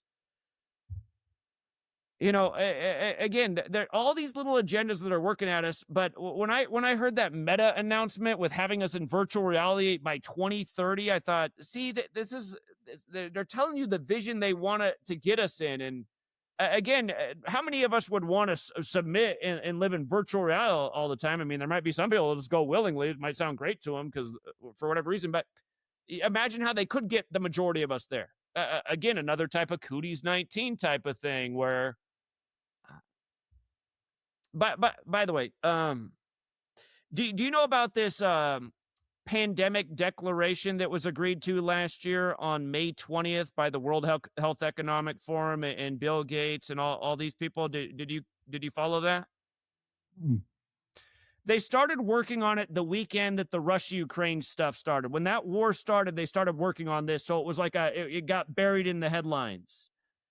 But they reached this agreement so that the next time there's a Cooties-19, they have things in place to get everybody on board with their world plan much faster, including shots in people's arms and just policies to try and mitigate the spread of anything. So I'm just thinking, like, okay, could it be like this in the future? So, I mean, there's so many different ways they could go, but the point I'm trying to make is they do have some kind of plan for us to live in a much different life, a much more confined life, a much more isolated life, where you're literally not in reality, you're in virtual reality, and it's all going to be done in the name of saving the earth and you staying healthier and safer and avoiding the next Cooties or however they're going to do it. But I don't want to live in this world, and I don't think anybody from my generation or maybe even your generation, you're a decade younger than me. I know things started to change. I really do feel like 1984 was what, Orwell's warning Orwell was a Fabian Society member, which was established in 1884. That's how he chose the title 1984. For people who don't know about the Fabians, they're into society planning, so Orwell probably knew things. But again, he gave us the warning about a world where we're just under surveillance. We're lied to at all times. We are not, as a society, seeing the warnings. These people have a really bad plan for us where we do not have freedom and we are just so under their control and their watchful eye and doing what they want to do. I was recently in a restaurant and the coaster had this thing about how this company is now tracking like every last apple in Washington state. And I thought, see, because of technology, that they now have the capability to make sure, hey, did you eat more than 20 apples this year? Because 20 apples is the limit. I get it. I want to save the earth too, but it's just, I mean, who wants to be just watched and controlled down to the nth degree where Larry Ellison's got a camera on all of, I mean, this is what we have to wake up to because this is going to be madness. I mean, anyway, go. Sorry, Christian, go ahead.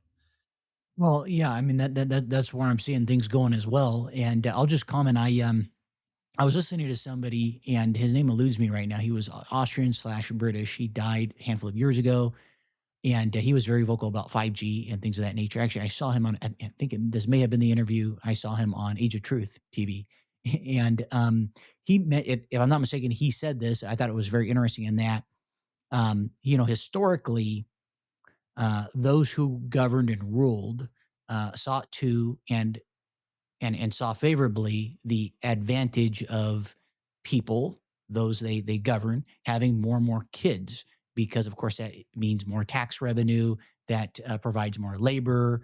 You have more people to serve in a military capacity, et cetera. There was utility in greater numbers. However, because of technology and where we are at currently, you do not need to have that. We now have leverage in the form of automation, whereby obviously one person can do the work of, say, 10 people. And so that kind of delineated to me as to why these, why the cabal sees value in reducing the population, is because they no longer need that labor. It no longer serves the utility, the value that they derived from centuries and centuries and centuries ago.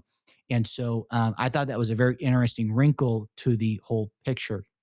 The other thing I'd like to ask you, because I've been trying to better understand it, and I think we may have touched on it just briefly in the other episode, as it relates to what potentially was in the vaccine, and moreover, how can that be and somehow utilized or leveraged through 6G, which is, I guess, coming up here around the corner, and the ability for that to impact the graphene, which I guess is in these, which was in these vaccines, and how 5G and 6G has a potential to just pick up. I know it sounds out there for some people listening, but pick up on thoughts. Like there's a term for it, and the term is eluding me, but how it can, like there's some patent, I guess, in Apple EarPods, whereby I guess your brain elicits certain stuff and it can pick up certain waves. It's out there, but I don't know if you have any, if you've care to share that, or if you've gone down that rabbit hole. Well, here, I'll give you an idea I have.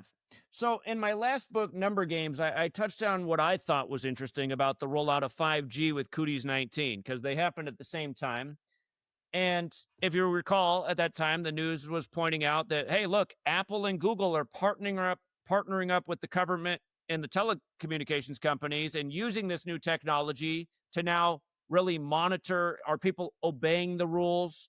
Because of the new 5G, they can actually see in a building how many people are gathered in that building. Again, these are the kind of things they're putting in the news to see, are people observing the social distancing? Are they standing 6 feet apart? Remember, there were 6 feet apart signs everywhere on the ground. You go to a big box store, 6 everywhere. Don't forget, the first pandemic simulation was Clade X, May 15th, 2018, on Mercuralia, 666 days before the pandemic was declared. So a point I made, though, is, okay, 5G. Would you agree that a G looks a little bit like a 6? Mm-hmm. Okay. So a huge point I made in my last book, Number Games, which had a lot to do with cooties, is you go through everything that was going on here. So I'm going to bring it from 5G up to 6G and where I think this is going. Gavin Newsom was the first governor to lock down his state. And when he locked down the state, he said, I'm locking down California because 56% of you will get Corona V in 8 weeks. And 8 weeks is 56 days. So essentially, he said 56% of you will get it in 56 days. Now, this is funny because Corona, virus, in Gematria equates to 56. So does Gavin Newsom. So does Society of Jesus. That's the Jesuits. Where did Gavin Newsom go to school? He went to Santa Clara. He's Jesuit educated. Trump, who was the man in charge in the Oval Office, his Jesuit education had began 56 years before 2020 in 1964 at Fordham. Who else went to Fordham that was front and center at that time? Andrew Cuomo, the 56th governor of New York, as well as his brother on CNN, who even got cooties and wore a sweatshirt. He's like, man, I'm sweating so bad from cooties. Like, look at this. Chris Cuomo equals 56. Who was the head man in charge for cooties in the U.S.? It was Anthony Fauci, Jesuit educated, went to Holy Cross. What's Anthony Fauci equal? 56. Trump didn't declare the pandemic for the U.S. on the same day. Who did? He waited 2 days later until Friday the 13th, 2020, as we went through those date numerology paths. 3 plus 13 plus 20 plus 20 is 56. And Friday the 13th gets its superstition from the Templars being burned at the stake in France. Again, the Jesuits are the modern-day Templars. But there was just a million 56 rituals going on. Boris Johnson, who was sick with cooties, was 56 years old at the time. Just so many. It didn't stop. You haven't seen the movie Eddington, have you? It came out last summer, and what was amazing is Ari Aster, the director, I think I must have gotten on his map because the trailer for the movie was my quote word for word through the whole trailer, teaching about all the 56s. You can watch the movie. He goes through this long list of 56 and then introduces Gematria and refers to that Jesuit Gavin Newsom. It's just everything I said word for word in my book, what I said in 1,000 episodes of podcasting and interviews just like this. If you actually look up the script for Eddington, there's a lot of things that were removed from the movie that are word for word from my book. So I actually did have Hollywood honor me by taking my work and putting it in a movie that's about what was going on during the time of Cooties 19. And they used Austin Butler to play the conspiracy theorist character who utters my quote. He was also Elvis. Remember, Tom Hanks was the first celebrity with Cooties 19. Do you recall that? He got sick while filming the movie about Elvis. Tom Hanks was born in 56, which is Elvis's breakout year. But anyway, by the way, the Wuhan lab that there was so much speculation over, that was built in 1956 by people from Paris, France, the home of the Jesuits. And what's funny is that quote, my quote in the Be About 56 at the start of the movie, they literally released the movie Eddington 1,956 days after the pandemic was declared. You see how they did that? Just like how everything goes back to 1956 with Corona. It's a lot to explain. But again, all this 56. So at the time the Corona with all these 56 rituals are going on, 5G is getting rolled out, which actually looks visually a lot like a 56. And again, they even told you in the media, it's nice that this new technology is out because it's allowing Big Brother to see if people are obeying the rules. And because of this technology and the enhancement from 4G, they can now see how far apart people are standing. They literally have the ability to look into a building and say, oh, look at how these people are so cluttered together, or oh, look, they're actually spaced out. So we know with 6G, it's going to be even more enhanced and it's going to be more specific and they're going to have greater detail and with it, a greater watchful eye over humanity. Now, if 5G looks like 56, 6G must look a bit like 66, right? Number of the beast in Gematria equates to 66. Just like in Protestant Bibles, Revelation is the 66th book of the Bible. And in King James Bibles, that verse about calculating 666, it begins, here is wisdom, period. Here is wisdom equals 66. Remember, in Revelation, when you learn about the 666, if you want to participate, you have to accept the mark of the beast. Now, in this gematria thing, there's another very relevant cipher. It's I think we might have touched on this in the last one. It's the times 6 cipher. A is 6, B is 12, C is 18, D is 24, E is 30, up to Z would be 156, 26 times 6. VACCINATION, 666. We saw this in the time of cooties. Again, first simulated 666 days before the pandemic with Clade X. On Mercuralia of all days, 2 years to the day later, Trump would declare Operation Warp Speed on that day.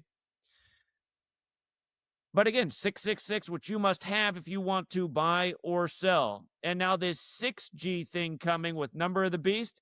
Again, they did. By the way, the day they agreed on the pandemic declaration last year to usher out pandemic protocols for the world even faster to improve on the mistakes that they saw of last time, they passed that on Cannonball Day, which is only important to the Jesuit order. That's the day in history to remember when Ignatius of Loyola got shot. You get it? He got shot. The pandemic declaration to get everybody poked really fast next time. What a day. For all you guys out there that think it's the small hats, again, these are Jesuit jokes. But again, 6G looking like 66, like Number of the Beast, like the end of Protestant Bibles. What they did last time. Again, a world where you have to submit to what they want if you want to participate at all. That's why humanity has to rise up. I mean, I think about it now as a father. I wasn't a father the last time around. This time around, it comes around, and somehow it's worse than it was last time, and there's no way to escape this thing. And if I don't do this, I got to give up all livelihood or ability to exist and provide a life for my daughter. Do I submit to their little 666 agenda? I mean, I didn't even want to have to fathom this or be in that spot, but I honestly know, as sad as it is, that this is the kind of stuff that's coming to humanity if they do not wake up and rise up. Because again, if everybody stood against it together, we win. But we know that's not the society we have right now. We have the society that just marches along with the authorities. Oh, well, the authorities said so that's what I better do.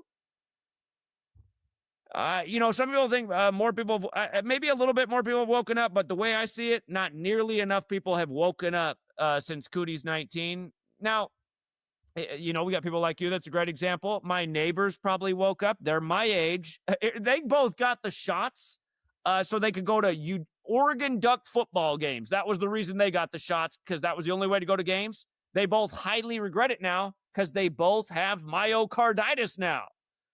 Again, this stuff's not uncommon. So, I mean, again, humanity. Sorry, Christian, I'm babbling. Go ahead. I'm just taking that in. Yeah, I felt pressure to take it, and I obviously lament that, and moreover, I should come as no surprise, but I just think about other people that I was working with at the time when I used to be in commercial real estate. People, several years my senior, people in their 60s, 70s, and these are conservative folks, but they were totally freaking clueless, and they started getting it. And I'd been in environments before where you don't want to be the black sheep, and so anyhow, that's how they got me, or I guess I allowed myself to get it, so to speak. But yeah, it's pretty unsettling. So I would say it's safe to say that we're probably going to see decreases in the human population within the next handful of years. Is that fair?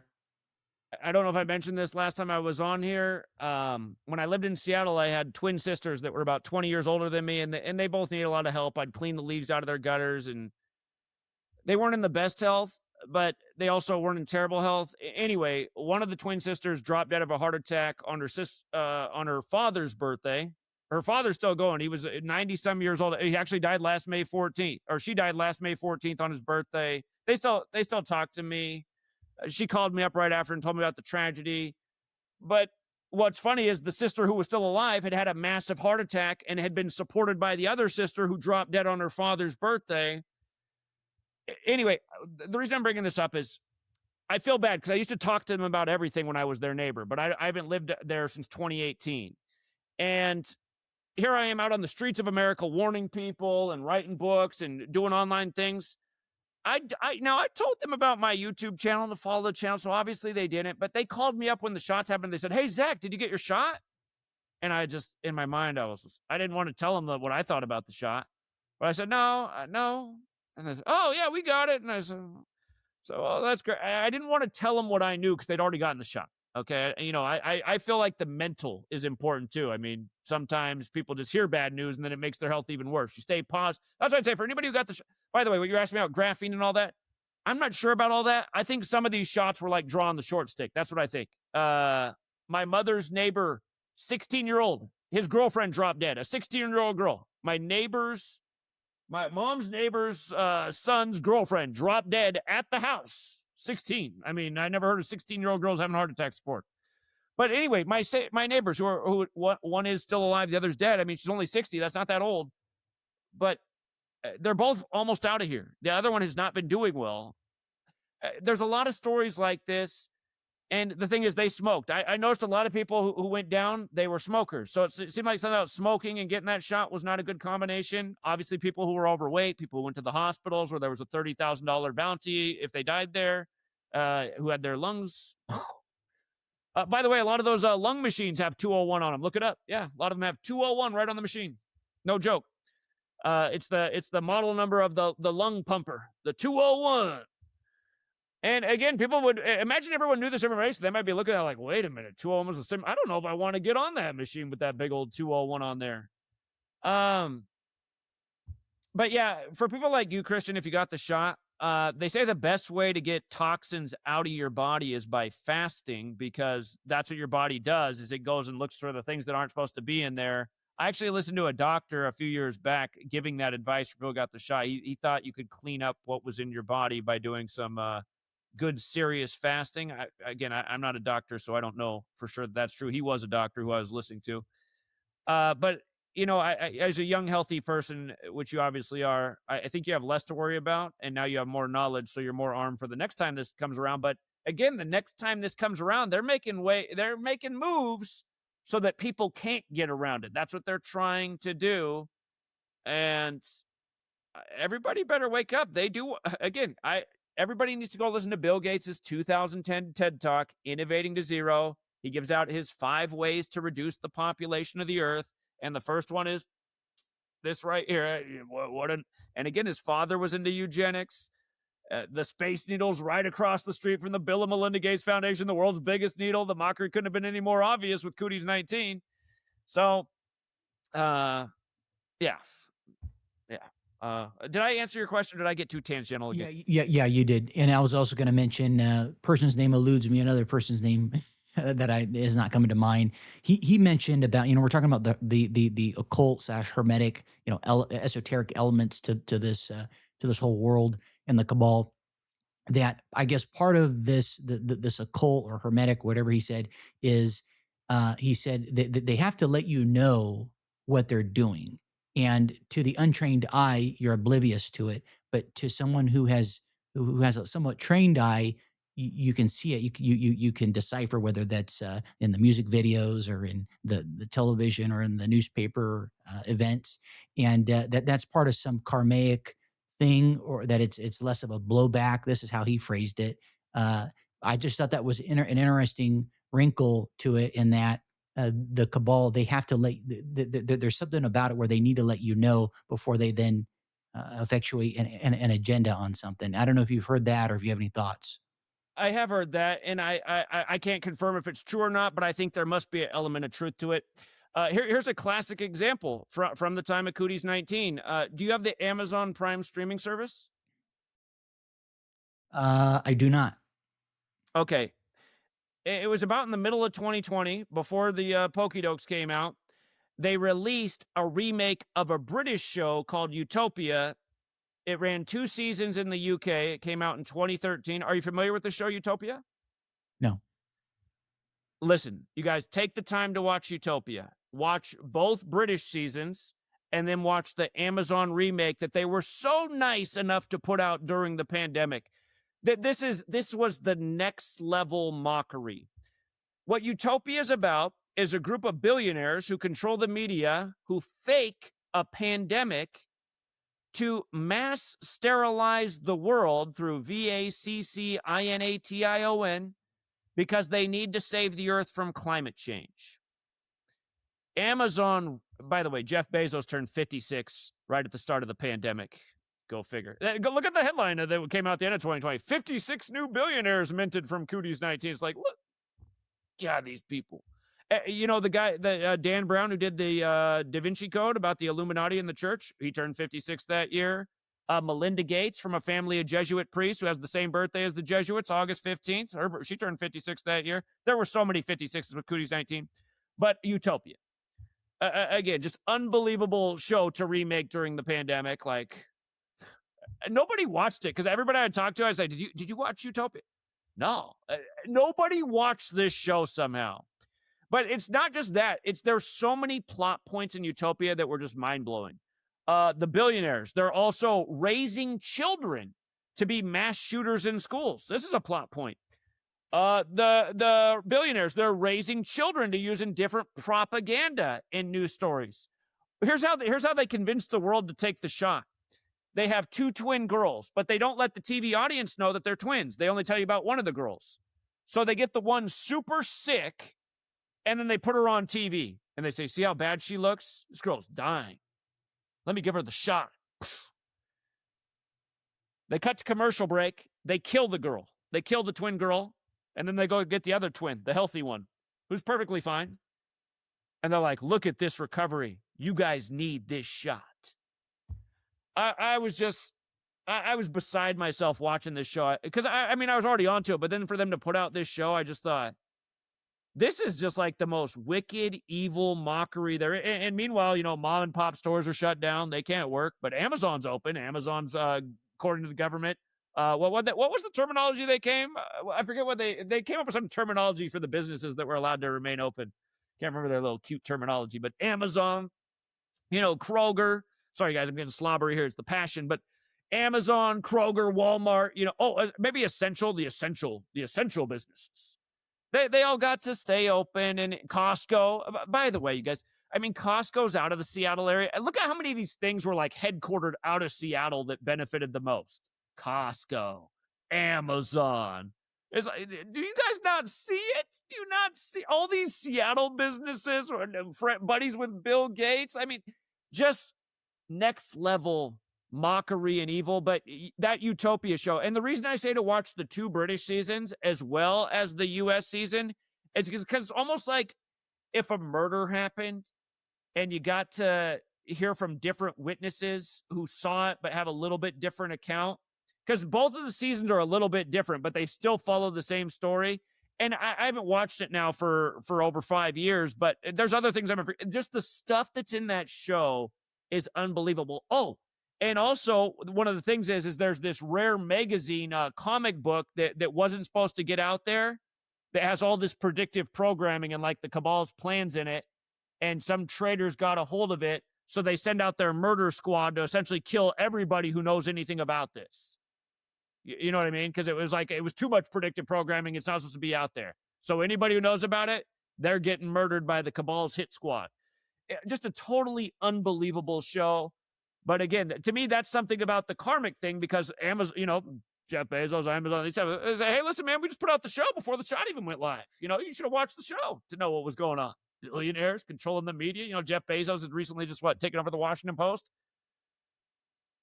Yeah, unbelievable stuff going on in this world, Christian.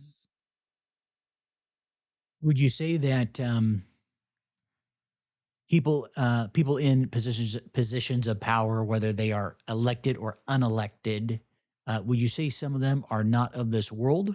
Do you subscribe to that? Like a David Icke type of theory? It could be that, or it could be more of an ecclesiastical angle on it. They live. Sure, They're alien people that look just like us. Yeah, I'm an open-minded person. I'm not going to say that anything is false or impossible. Um, I would tend not to share those kind of opinions with what we might call normies, because they're just so easily looking for a reason to just disregard what you're saying and just the topic I'm sharing. For example, when I first learned about this in 2013, most of my friends were fellow teachers because that was my profession. And I shared with them just a simple thing. I said, look at this gematria thing I just learned about. I said, don't you guys find this interesting? I just showed him the most simple cipher. A is 1 up to Z is 26. I said, don't you think it's interesting that English equals 74, and so does gematria, and so does occult and Masonic and holiday in light of our nation's birthday? I had a girl that I hadn't talked. I shouldn't say girl. She's a woman, but I went to school with her. We hadn't talked in years, but she still had my number. I've had the same number since I was 18. She called me up and she said, Zach, I just read your post online, and are you okay? Because I'm really worried about you. And then next thing I was like dominoes. I was getting the same calls from everybody. I was like, for showing that all of these words equal 74 and it goes with our nation's birthday, what, everyone thinks I'm insane just from that? That's the world we live in.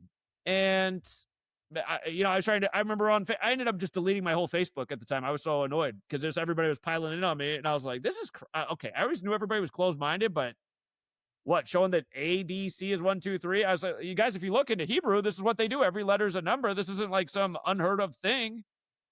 But everybody in my circle just thought that was the most insane thing. So I know how people are. So if I start throwing at them and I think it's reptilians, I know that, well, now I'm really in deep trouble. But no, I mean, if at the end of the day I found out that these people, I mean, there's so many clues out there. One of the most famous Jesuit actors, Denzel Washington. Have you ever seen the movie where there's a demon in a person and whoever they touch gets the demon in them? Have you seen this?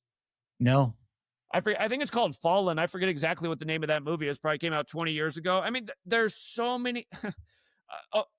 Sorry. My wife's. I'll call her back. It can't be that important. You guys, exorcism movies. Why is every exorcism movie about Jesuits and Jesuit priests? I mean, The Exorcist is set at Georgetown. Pay attention next time you watch a movie about exorcisms and demons. Every single one is about Jesuit priests. That's not an exaggeration. Every time it's a Jesuit priest. So is there something about demons, demon possession? Very possible, but I don't know about these things. I mean, they're hard to prove, right? So. Well, yeah, I mean, I personally wouldn't be surprised, given what I have encountered and have come to learn at this point. I think between the various religious texts that permeate the world to the ufology community talking about different groups coming over here to fill in the blank. Look, I really wouldn't be surprised. I really wouldn't be surprised, and The people at the top are wicked and very evil people, and sometimes it is hard to imagine that they could be human. And again, it's just like putting out that show Utopia during the supposed pandemic. I mean, these people, it's like they know they can get away with it, and they do. Yeah, there's a lot that could be speculated on. So, like I say, sure. the only way you're really going to find out these kind of things is you get like an Arturo Sosa. It's the movie. We got him all tied up in the chair. We're not going to hurt you, Arturo, but you're not getting out of here until we get some answers. Talk. You know what I mean? So. Also, and if you need to pivot, let me know. But was going to ask about I think this is tangential over here, but as it relates to the financial markets, and I don't know if at some point you intend on producing content on this. I know there's a smaller pool of your audience and people in general that would tune into it, but I'm really intrigued and curious to see how you mentioned August 15th, being an important date. If some of these dates can be germane to those who are interested in the financial markets and how to posture themselves with this knowledge. Yeah. The best call I ever had on the market, and understand, for every 100 hours I spend on sports, I spend 1 minute on the market. But the best call I ever had on the market was because of a story that came out in the middle of March in 2020 that had to do with cooties. It was a story about how Bill Gates had endorsed Moderna and his foundation was doing some work with Moderna. And by the way, if you look into Moderna, it's founded by 2 Jesuits. One of them was born on the 201st day of the year. Going with that event 201 simulation. By the way, Bill Gates' full name, William Henry Gates, 201. Just happened to be married to Melinda from a family of Jesuit priests. Sure, it's all just a coincidence. He also went to Georgetown and dropped out. Sure, that's part of the coincidence too. But okay, middle of March, story about Moderna. And so something I know about Bill Gates is Bill Gates equals 57. VACCINE equals 57. And for the record, so does Georgetown. I don't think that really matters here, but Georgetown was established right before George Washington was inaugurated at age 57. Anyway, it's really that the VACCINE equals 57, and so does Bill Gates. And of course, he's associated with those things. But I made a call that day. I said, watch this. Something is going to happen with Moderna on May 7th, and that stock's going to go up that day. I said, I don't exactly know what the news is going to be. Maybe the government endorses it or something. Man, Moderna went up like a rocket on May 7th. And what happened on May 7th? It became the first Pokedoke approved for phase 2 testing, and it happened on May 7th. A woman in my community off a small investment made $10,000 that day. That's the power of this knowledge. And essentially what I did there is exactly what I do with sports, because a lot of sports rituals are connected to the news too. Something that's unfortunate in my life is I don't have as much free time as I used to now that I have a little one. I used to probably put in at least 12 hours a day, every day doing this research. These days, because of lack of sleep and little one apart, I probably put in half the time I used to. But the point is, the game is rigged. Made numerous dead-on calls with Bitcoin. Simple things, too, not even having to be to the day. Apple, for example, equals 23. The only time I did a Patreon service for the market was in 2023, but it didn't last long because there was hardly anybody interested. I have a lot of people interested in sports, not that many people interested in the market. I wish more people were interested in the market. But the great piece of advice I gave out was I really think Apple's going to do well in 2023. Look at what Apple did in 2023. It far exceeded market expectations. Apple equals 23. Again, I'm not looking at the market right now. I do own stocks, and I'm mostly just sitting and keeping them for the long run. I got several blue chip stocks that, they unless the world totally changes, they're not going to go down. They're the kind of things that, in 30 years, they're going to be worth a lot more than they are now. But again, if I was going through the market, I would be looking for companies with that 26 connection. And when we were doing the market, I'd have to go back over my notes, but the Illuminati's birthday is May 1st. And this little penny stock on the Illuminati's birthday, it went up. I forget what it did. I mean, it was ridiculous. Had you put $100 on it that much? And I didn't, because I saw it in hindsight, because just analyzing what was going on, trying to even learn more about the market while we were doing this group. But the gematria of this company equaled the same thing as Bavarian Illuminati. And again, had you just put $10 on it in the morning, you would have had $3,500 that evening. So there's a lot of potential here with studying this. And just like sports, I teach people to turn small bills into big bills and how to multiply. And some days are a lot better than others. But here's something else that I learned when I was analyzing the market. Every stock has a date that it first became publicly traded. Anniversary dates are important. So look up when those dates are. When did this stock first go on the market in history? Also, if you can get the information about when that corporation was established. If you can get information about the current CEO.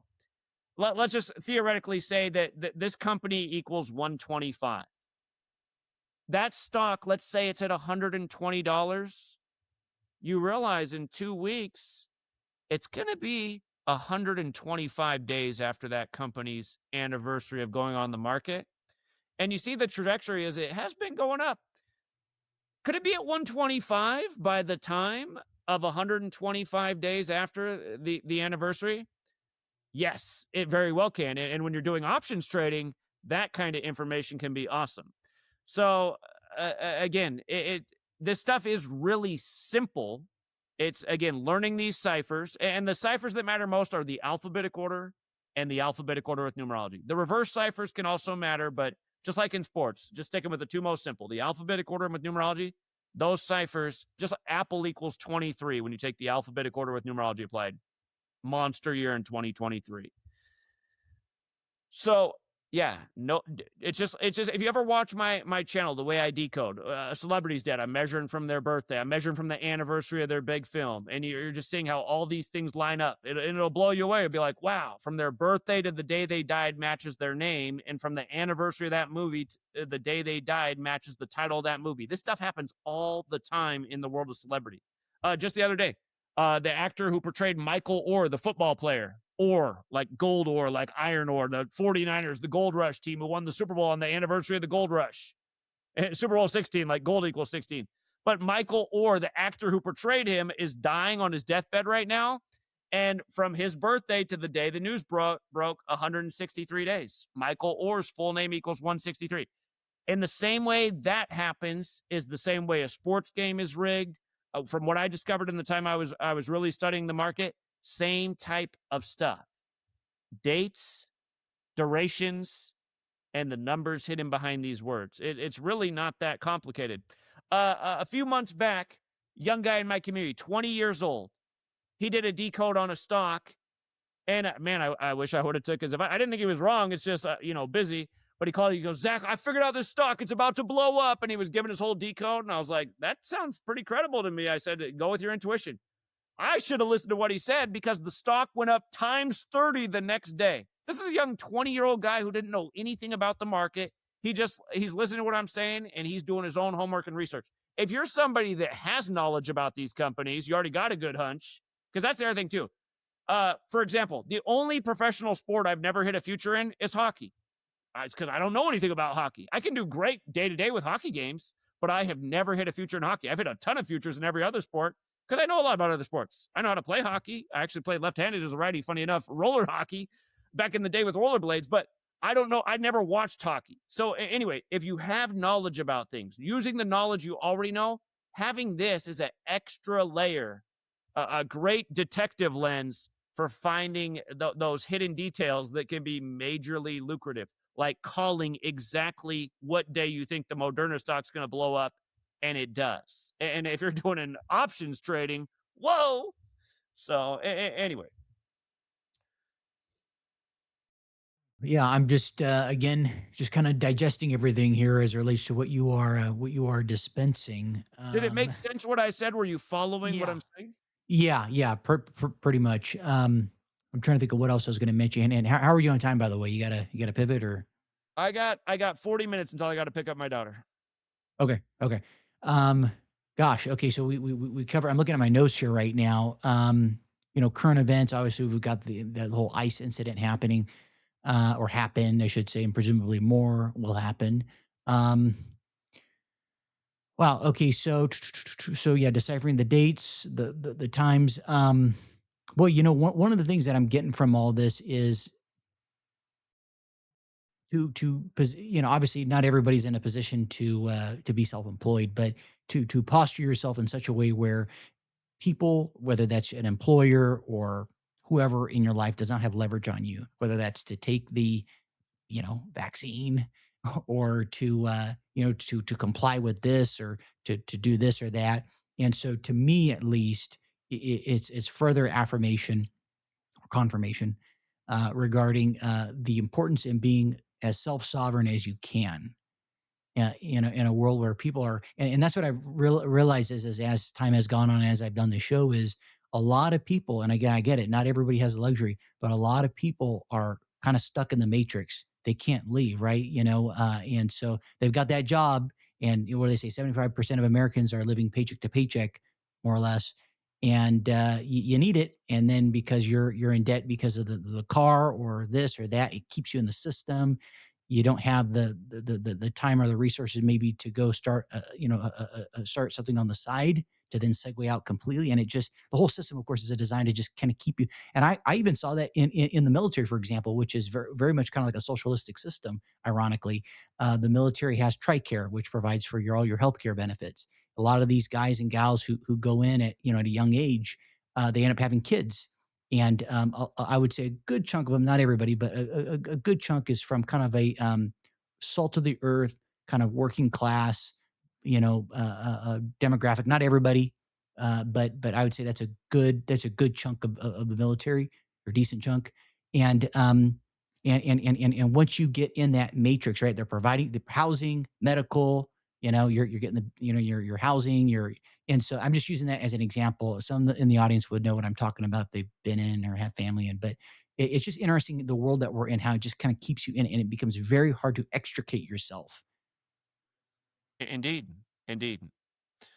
A lot of times to get out of it, you have to take a big risk. Sometimes if you see an opportunity, like they say, you got to strike while the iron's hot. For people who wonder how I got out of the slave grind and was able to free up the time to do this, well, I guess it was, I was really disciplined when I was younger. I made good money out of college working in real estate, and I didn't spend much, and I saved a lot. And I found a really sweet deal on rent downtown Seattle, and it was all about looking around. And I got lucky. I was in a neighborhood where the average rent was probably between $1,200 and $1,500, and I wasn't really thrilled about any of it. And then just walking around, I found a place that wasn't even listed online, and it had a vacancy sign, and a door was open with a light on. And I thought, let me just go check this out. And I said, what's the rent here? And I peeked around, and I noticed it older, but all hardwood floors. I could see the kitchen all tiled with a nice sink. And he goes, 700 a month, and it comes with a parking spot down there. And I was like, comes with a what? I just looked at the place a block down that smelled rotten and no parking. I said, is there a way I can just make sure I have this right now? I said, I'll pay for the whole year in advance. He's like, well, we did just talk to somebody else. He said, if you want to write me a letter and tell me why you'd be a great tenant. My buddy lived down the street. I ran over real quick. I hit his computer. I typed it up. I was right at his door. I didn't want to miss this opportunity. I thought, what in the world? 700 with the parking spot. He said, goes right pretty well. He goes, you got your first month down and security deposit. I said, here we go. I got lucky, but living there allowed me to save a lot of money. I lived there, and I waited there because I knew the wheels were really going to come off the housing market. And in 2011, they did, and just prices just went. And because I had this sweet deal on rent, I just knew I could be patient. And I got a really awesome deal on a house. And now my mortgage payment was, I could pay almost for the whole thing cash. And the remaining payment, I was paying like less than $400 a month for my mortgage, right? That included property taxes and everything. Most of the payment was property taxes. If you never bought a house, they factor in your property tax and your insurance and all this stuff. So I had this really low cost of living, and I was always good at being frugal and shopping efficiently. So that, in a way, right there helped me have more free time. But 2012, living out here in Washington State, Pearl Harbor Day of all days, marijuana was legalized. And we were the second state. First it was Colorado, and then it was Seattle, and then we had the Up in Smoke Super Bowl between those two states. People didn't catch on to that, but I took a risk there because I was in the teaching profession, and I love teaching. I love working with children. But just the school system, they don't want you thinking outside the box. They don't want you teaching outside of the lesson plan.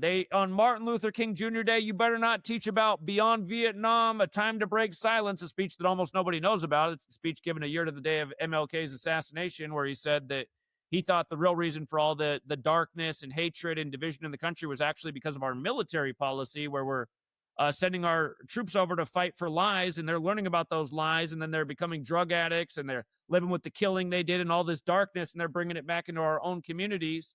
Again, you don't learn about that speech in your 13 years of slave school, or that it was given a year to the day of his assassination. But, I taught fifth graders, and I taught my students about that, and I ended up having all the other teachers in my class think I was some kind of asshole, and the principal get on my case, and just that kind of stuff really irked me, because I thought, no, this is what they are old enough to know. These students like learning about this. This is blowing their mind. I'm having great conversations. What do you mean that a fifth grader shouldn't know about this? We live in a society where nobody learns about any of this, and then they grow up ignorant.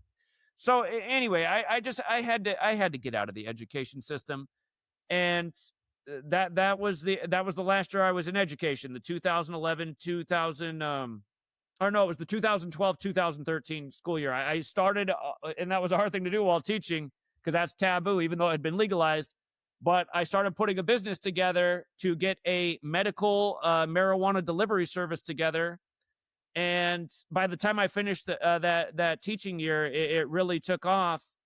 So I was sitting on a pile of cash and I had all this free time, and I could have put even more time into the business, but I also had this passion for speaking out and seeing all the things that are wrong in the world. And because I was my own boss and I'd put myself in a financial position, I was on my own clock and I could tell customers that, hey, you want the delivery, but I can't bring it by until tonight because I got things to do. And really the thing to do was do this research and put out some videos and put some blog posts together. Because I had created this, it now allowed me the time to do what I wanted to do. I was my own boss. I didn't have any clock to wake up to and classroom to be in at 6:30 in the morning, et cetera, et cetera. So I had to take a risk there. And granted, again, I was able to take the risk because of the new opportunity that was presented in the state in a Wild West open market. But there's all kinds of opportunities in the world if you're looking, and you really do got to seize the moment. And sure, sometimes you're going to take the risk and it's not going to work out. But then again, it might, and then you might get the freedom that you're desiring. Not that any of us are totally free in this society, especially with the way things are going, but I'm happy that for the last 13 years, I have been able to be my own boss and speak out and put information in the world. I wish it would have had a lot greater impact than it has today, but it has impacted and helped out people. And again, I hope to see you flourish, Christian, trying to do what you're doing right now and more people like you. So that's what I can say to that. Well, I appreciate you sharing that. Yeah, my own journey. I got caught up in keeping up with the Joneses at one point in life, and that was living in coastal Orange County, which is the heart of it, right? Keeping up That's a with the society we got to. I mean, that's the culture there. oh, yeah. And so, I had to learn some hard lessons there for sure. I've had a lot of business things that I've gone after haven't worked out, candidly. Like a lot of different things. So it's been challenging at times in terms of just trying to get to that destination. Like this is it, and then nope.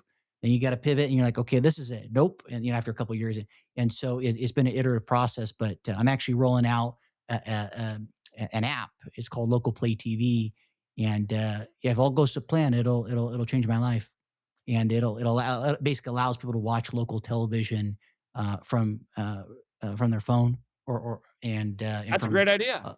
yeah. So it's that's the big thing there in the works. But yeah, no, it's been an interesting journey. And I also thought I'd add that. And this is tangential. That's our word. I feel like tangential. We like that word. Is I think about when it comes to careers and things in general that in knowing what I know now, doing anything with media or programming or anything in finance, the leverage there that you get. And when I think about that from being a self-employed person, the leverage.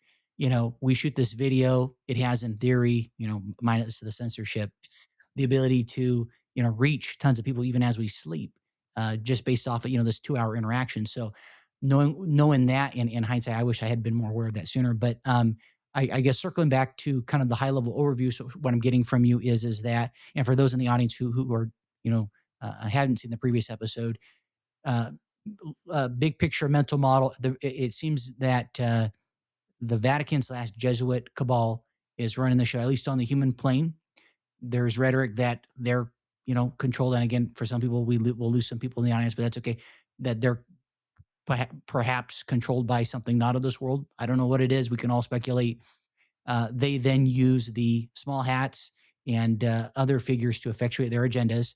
From what I've gathered, the common thread is this. I know in the West we use this term, but there's a satanic thread that seems to permeate all this.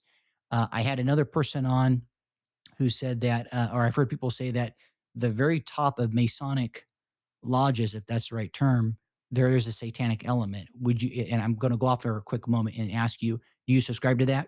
There's a lot of whistleblowers. I mean, there's a lot of people online who put that out. Now, is that just another conspiracy? And it's not true to demean Freemasonry. I don't know because I'm not a Mason, but I've heard a lot of people say the same thing.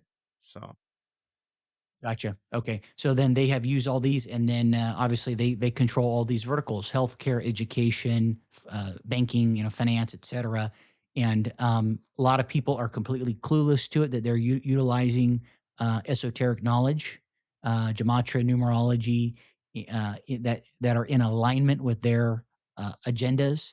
And once you start to really dive and unpack it, you can kind of see more or less to some extent where the puck might go. And yeah, I guess the big key lesson to kind of wrap it up on a positive note is there's only so much we can do aside from having a conversation about it. And I guess the best you can do is posture yourself financially and just help the person next to you.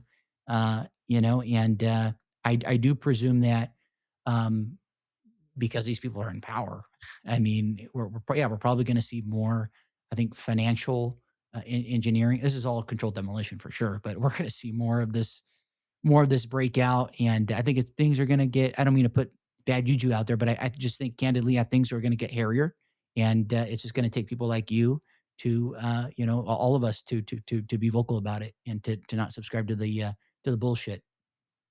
Indeed. And I'll remind people that when Trump was first running for office, the hit show was House of Cards, where Kevin Spacey was the president of the United States. And you might recall he was going through some legal problems that paralleled Trump's early in Trump's first time in office. And Kevin Spacey was 58 years old at the time.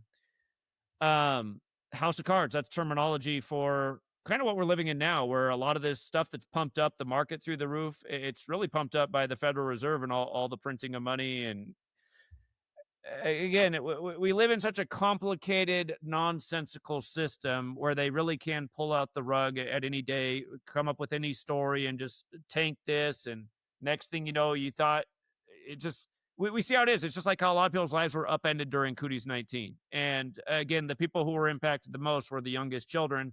Look at the stories this year about this generation of kindergartners who grew up with half of their life where people's faces were covered in masks, how they didn't develop social norms, and they're having to cancel PE and music class because they can't respond to the stimulus.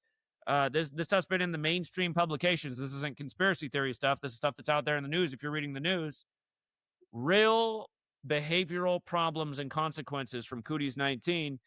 And again, it's just another reminder. If we continue to fall for their agendas, there's just more and more problems for humanity, more and more unforeseen consequences, a worse and worse world that's not fair to children. That really is my greatest passion. I'm a lot better at working with children than adults. If you ever see me debate with adults, I can get very short. By the way, if I debate with adults on your channel, I won't do that, Christian, but I'm a lot better and have a lot more patience with children than I do adults. And again, it's because I care about children. It drives me nuts to think about this. I hate driving by the park that I grew up in. When I was a child, we were all out there playing all the time. It's always abandoned now. And then I see the kids in the mall or in the grocery store, and they're hefty and they got a lot of pounds on. And I know why, because they're not running around and playing. They're eating processed food and sitting there and playing video games in front of screens. This isn't right. And I know this is all part of the population control. What kind of life expectancy do you have if you're 10 and you're already obese? I mean, let's be honest. It's so sad and it's not fair. And again, you guys, this culture of fear, that's also, this isn't, if my work is making you more afraid, that's not the point either. They want you afraid. They make things a lot scarier than they actually are in certain regards. Like, for example, for children, it's never actually been safer to play outside. And maybe you could make an argument that's because no one's outside anymore. But statistically, just everything is down. Yet parents think it's the most dangerous time to be alive for their children. A kidnapper's around any corner, and Amber Alert's just on the horizon. They've done all this on purpose because, again, they're cultivating us for this world that they have planned for us. Mark Zuckerberg's virtual reality Meta. We are, to an extent, very much living in front of screens. I mean, all things good and bad. There's probably a lot of us, once upon a time, we might have gone to the local seminar, gone down to the town hall to see the speaker. Probably a lot of speakers you see today are right here on your computer screen like us right now. And that's not necessarily bad, but there's also something nice about getting out in the public space and being in a room full of people who came to see a speaker. And then they're like, oh, wow, you do that. And you link up and you make a connection and you get a number. And then next thing you know, you're a group of people and you're out in your community working together to raise awareness. The world needs a lot more of this. And sorry, I just can't stop. Christian, I promised you I'd be less tangential, but I guess I just can't help myself. Sorry, again, did I go way off the track? What was the question again? No, not at all. Not at all. Feel free to continue if you'd like. Yeah. Well, Go I'm ahead. just saying, I don't want people to be afraid or be like, because a lot of people, when they come into my work, they don't like it because they're like, I did not realize things were this controlled or manipulated. Listen, it's been this way for all of our lives, whether you realize it or not. So you don't need to be any more afraid than you were yesterday. But by learning about this, there could be benefits. Guess what? Maybe you're not getting your emotional energy sucked by the TV and the politicians and the liars and the fearmongers. You're not wasting your Sunday watching the rigged spectacle that's the National Fixed League, et cetera, et cetera. And the other nice thing is maybe you can figure out how to discover financial freedom by taking advantage of this rig system, because you can. Somebody just yesterday, I'm not even going to mention their name because they don't matter, they were making fun of my work online, and I provided the link for people to join their channel, and then they had to take a field of people from my community, and this one guy, I loved it. He was a young guy. He was out there. He goes, this is my Monday. He showed it on this video. He's out at the beach. He goes, you know why I'm out at the beach? Because I don't have a job anymore. Because I'm using this knowledge and I'm stacking cash off the rig sports games, the market. I learned from Zach years ago, and I've taken it to my own level using my own knowledge wheelhouse, and I don't have a 9-to-5 anymore. He said, and you guys are here making fun of this? He said, here's my view today from Monday, the beach. I loved it. Another guy got on there who I didn't know his story, but there's a lot of good stories in my community. I know about the homeless man who's no longer homeless, who turned $85 into almost 100 G's off the year of the Brady Super Bowl. We saw how we had it the year that Brady went down to Tampa. We saw how it was just all mapped out. Notice Brady goes down to Tampa and the city goes to 3 championships. They win the Stanley Cup, they win the Super Bowl, and they win the AL pennant and lose to the Dodgers in the World Series. Again, we had all this stuff figured out so early. That's the beauty of this knowledge. When you can make exact calls, and I can't do it every time, but small risk for big reward. He turned $85 into almost $100,000. And yes, that is possible by having exact future calls, having both teams right in multiple sports. Huge astronomical odds. I didn't have my football futures right this year. I missed the clues. You know what? The Patriots and the Seahawks both paid 60-1 at the beginning of the year per team. You put that together in a parlay, if you had that right, and we've done things like this in the past, small bills become thousands and thousands of dollars. I'm not telling you to go out and bet your house on these things. I'm saying instead of wasting $10 at Starbucks on a sugar-loaded coffee that you don't need, that's not good for your body anyway, man, take a risk of turning that $10 into $500, okay? To me, that's not idiotic. What's idiotic is spending $10 on a drink that's going to give you diabetes. Make coffee at home for pennies on the dollar. It blows my mind when I drive by Starbucks and there's 20 cars in line waiting to get Starbucks. I'm just thinking, don't these people have something better to do with their time than the overpriced Starbucks? Again, what I'm trying to promote is get smart, you guys. Get smart, get wise, or they're getting us out of here. I mean, the writing's on the wall. And the thing is, as individuals, if we can't get humanity on board, I feel like we're all essentially tied together as an anchor. We're all going down together. That's why I've been here. You guys, there's one day that I haven't put out new content into the world since I learned about this in August of 2013. And the reason I didn't put out content that day isn't because I didn't want to. It's because my house had been ransacked and everything had been stolen out of it, including my computer. And I did get a computer the next day after I cleaned up my house, and I got back on the grind. And I'm pretty sure that day had a lot to do with the stuff I'm putting out into the world. But I didn't let it deter me or stop me either. And it was a really bad day. I mean, I lost a lot. I lost an entire safe full of cash. It was a horrible day. But I didn't let anything stop me or deter me. I got right back on the grind, and I figured out a way to make it all back and more. And, you know, like I said, I still wish this work had done a lot more at this point for humanity.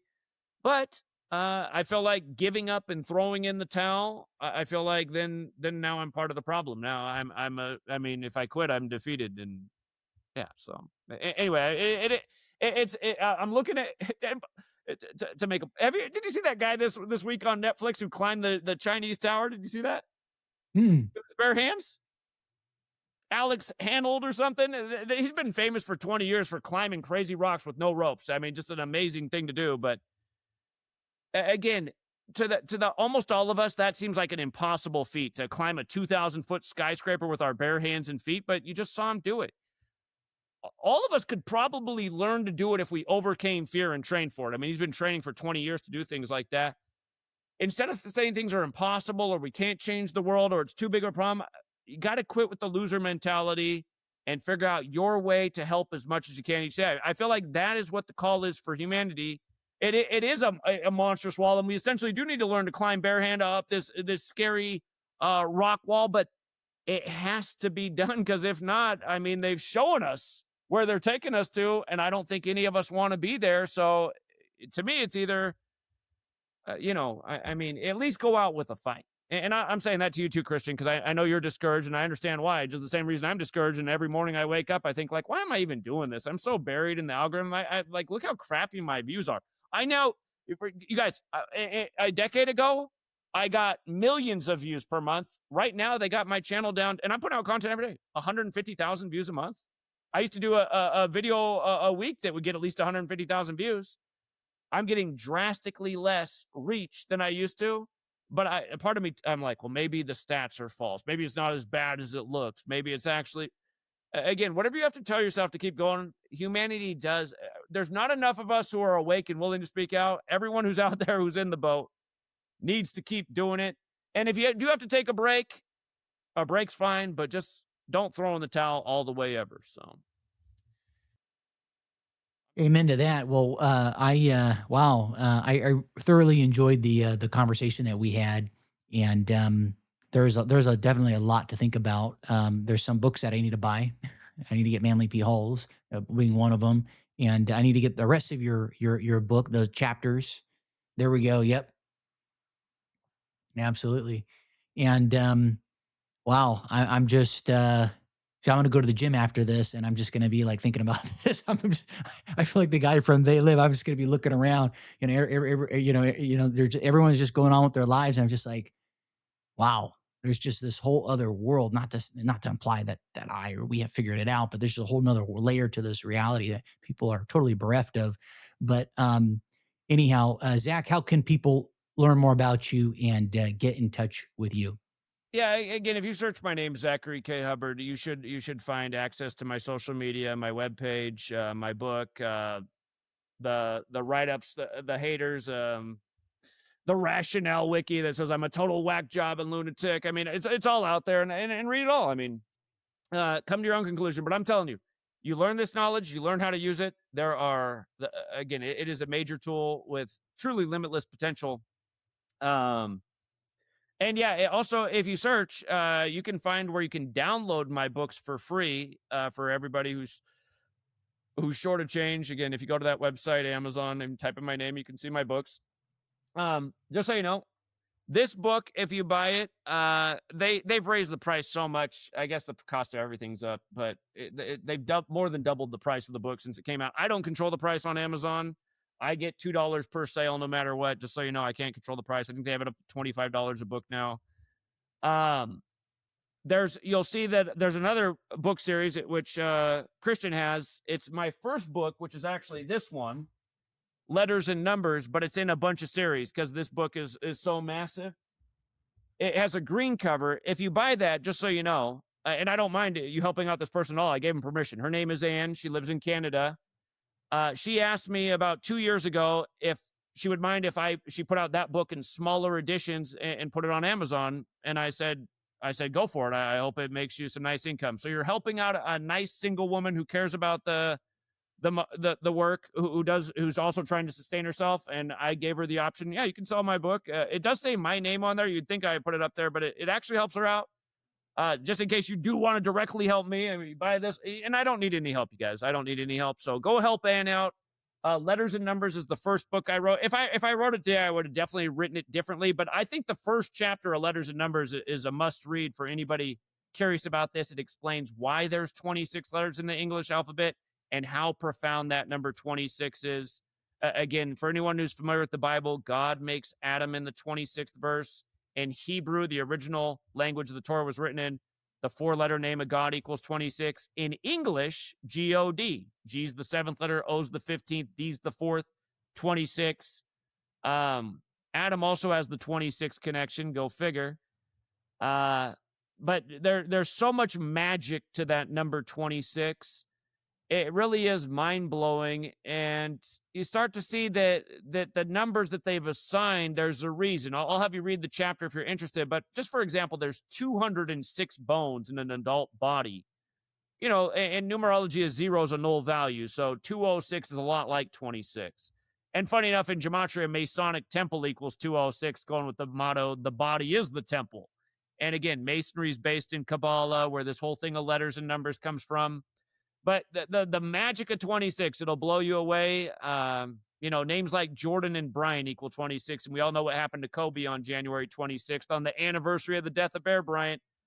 And realizing these things, the NBA was a cakewalk yesterday, realizing it was all about Kobe with the way they had the game scripted. You know, things like they had Charlotte playing Philly. Kobe was drafted by Charlotte from Philly, blow him out. And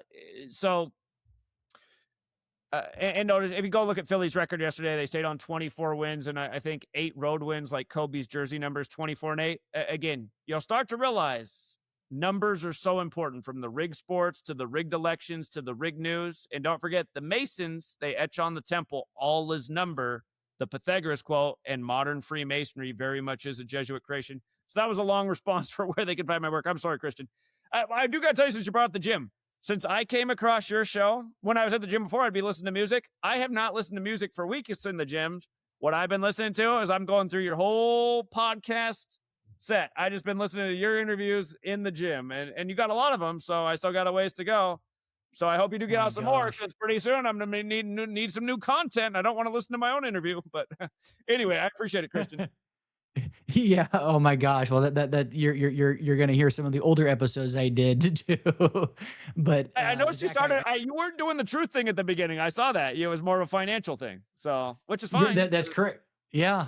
Yeah. And even before that, I was just bringing on different people that I knew, and then it just kind of I never thought I'd be talking about this stuff at all. So it's a fascinating how the world is. Really enjoyed the conversation, and looking forward to having you back on soon here, Zach. All right. Thanks again, Christian. And thanks to everyone who listened. And for all you detractors, I'm telling you, don't be so close-minded. Do the research yourself and you'll see. I promise. Hey, I want to thank those of you who support the show. The show is on a number of platforms. So whether you're watching this from YouTube, X, Spotify, Rumble, you have a number of different options from which to choose from. And if you have suggestions as it relates to guests, please feel free to reach out. I'm always looking to bring on interesting people that I think have something unique to share. And if you're finding value in each guest and in each episode, I encourage you to like and subscribe. You know, I'm always having to hammer on the subscribership and following, because, as you might surmise, when it comes to inviting guests on the show, people want to see the numbers. They want to see how many followers you have, how many subscribers. It's a vanity thing for a lot of these people, but that's the game. So if you're finding value in it, subscribing, liking, even sharing, that helps. And if you have suggestions, I'm always open to your feedback. And if I can be a resource even outside of the show, let me know. I'm blessed to have a great Rolodex. And anyhow, hope you're doing well. Be well, and I look forward to hearing your feedback.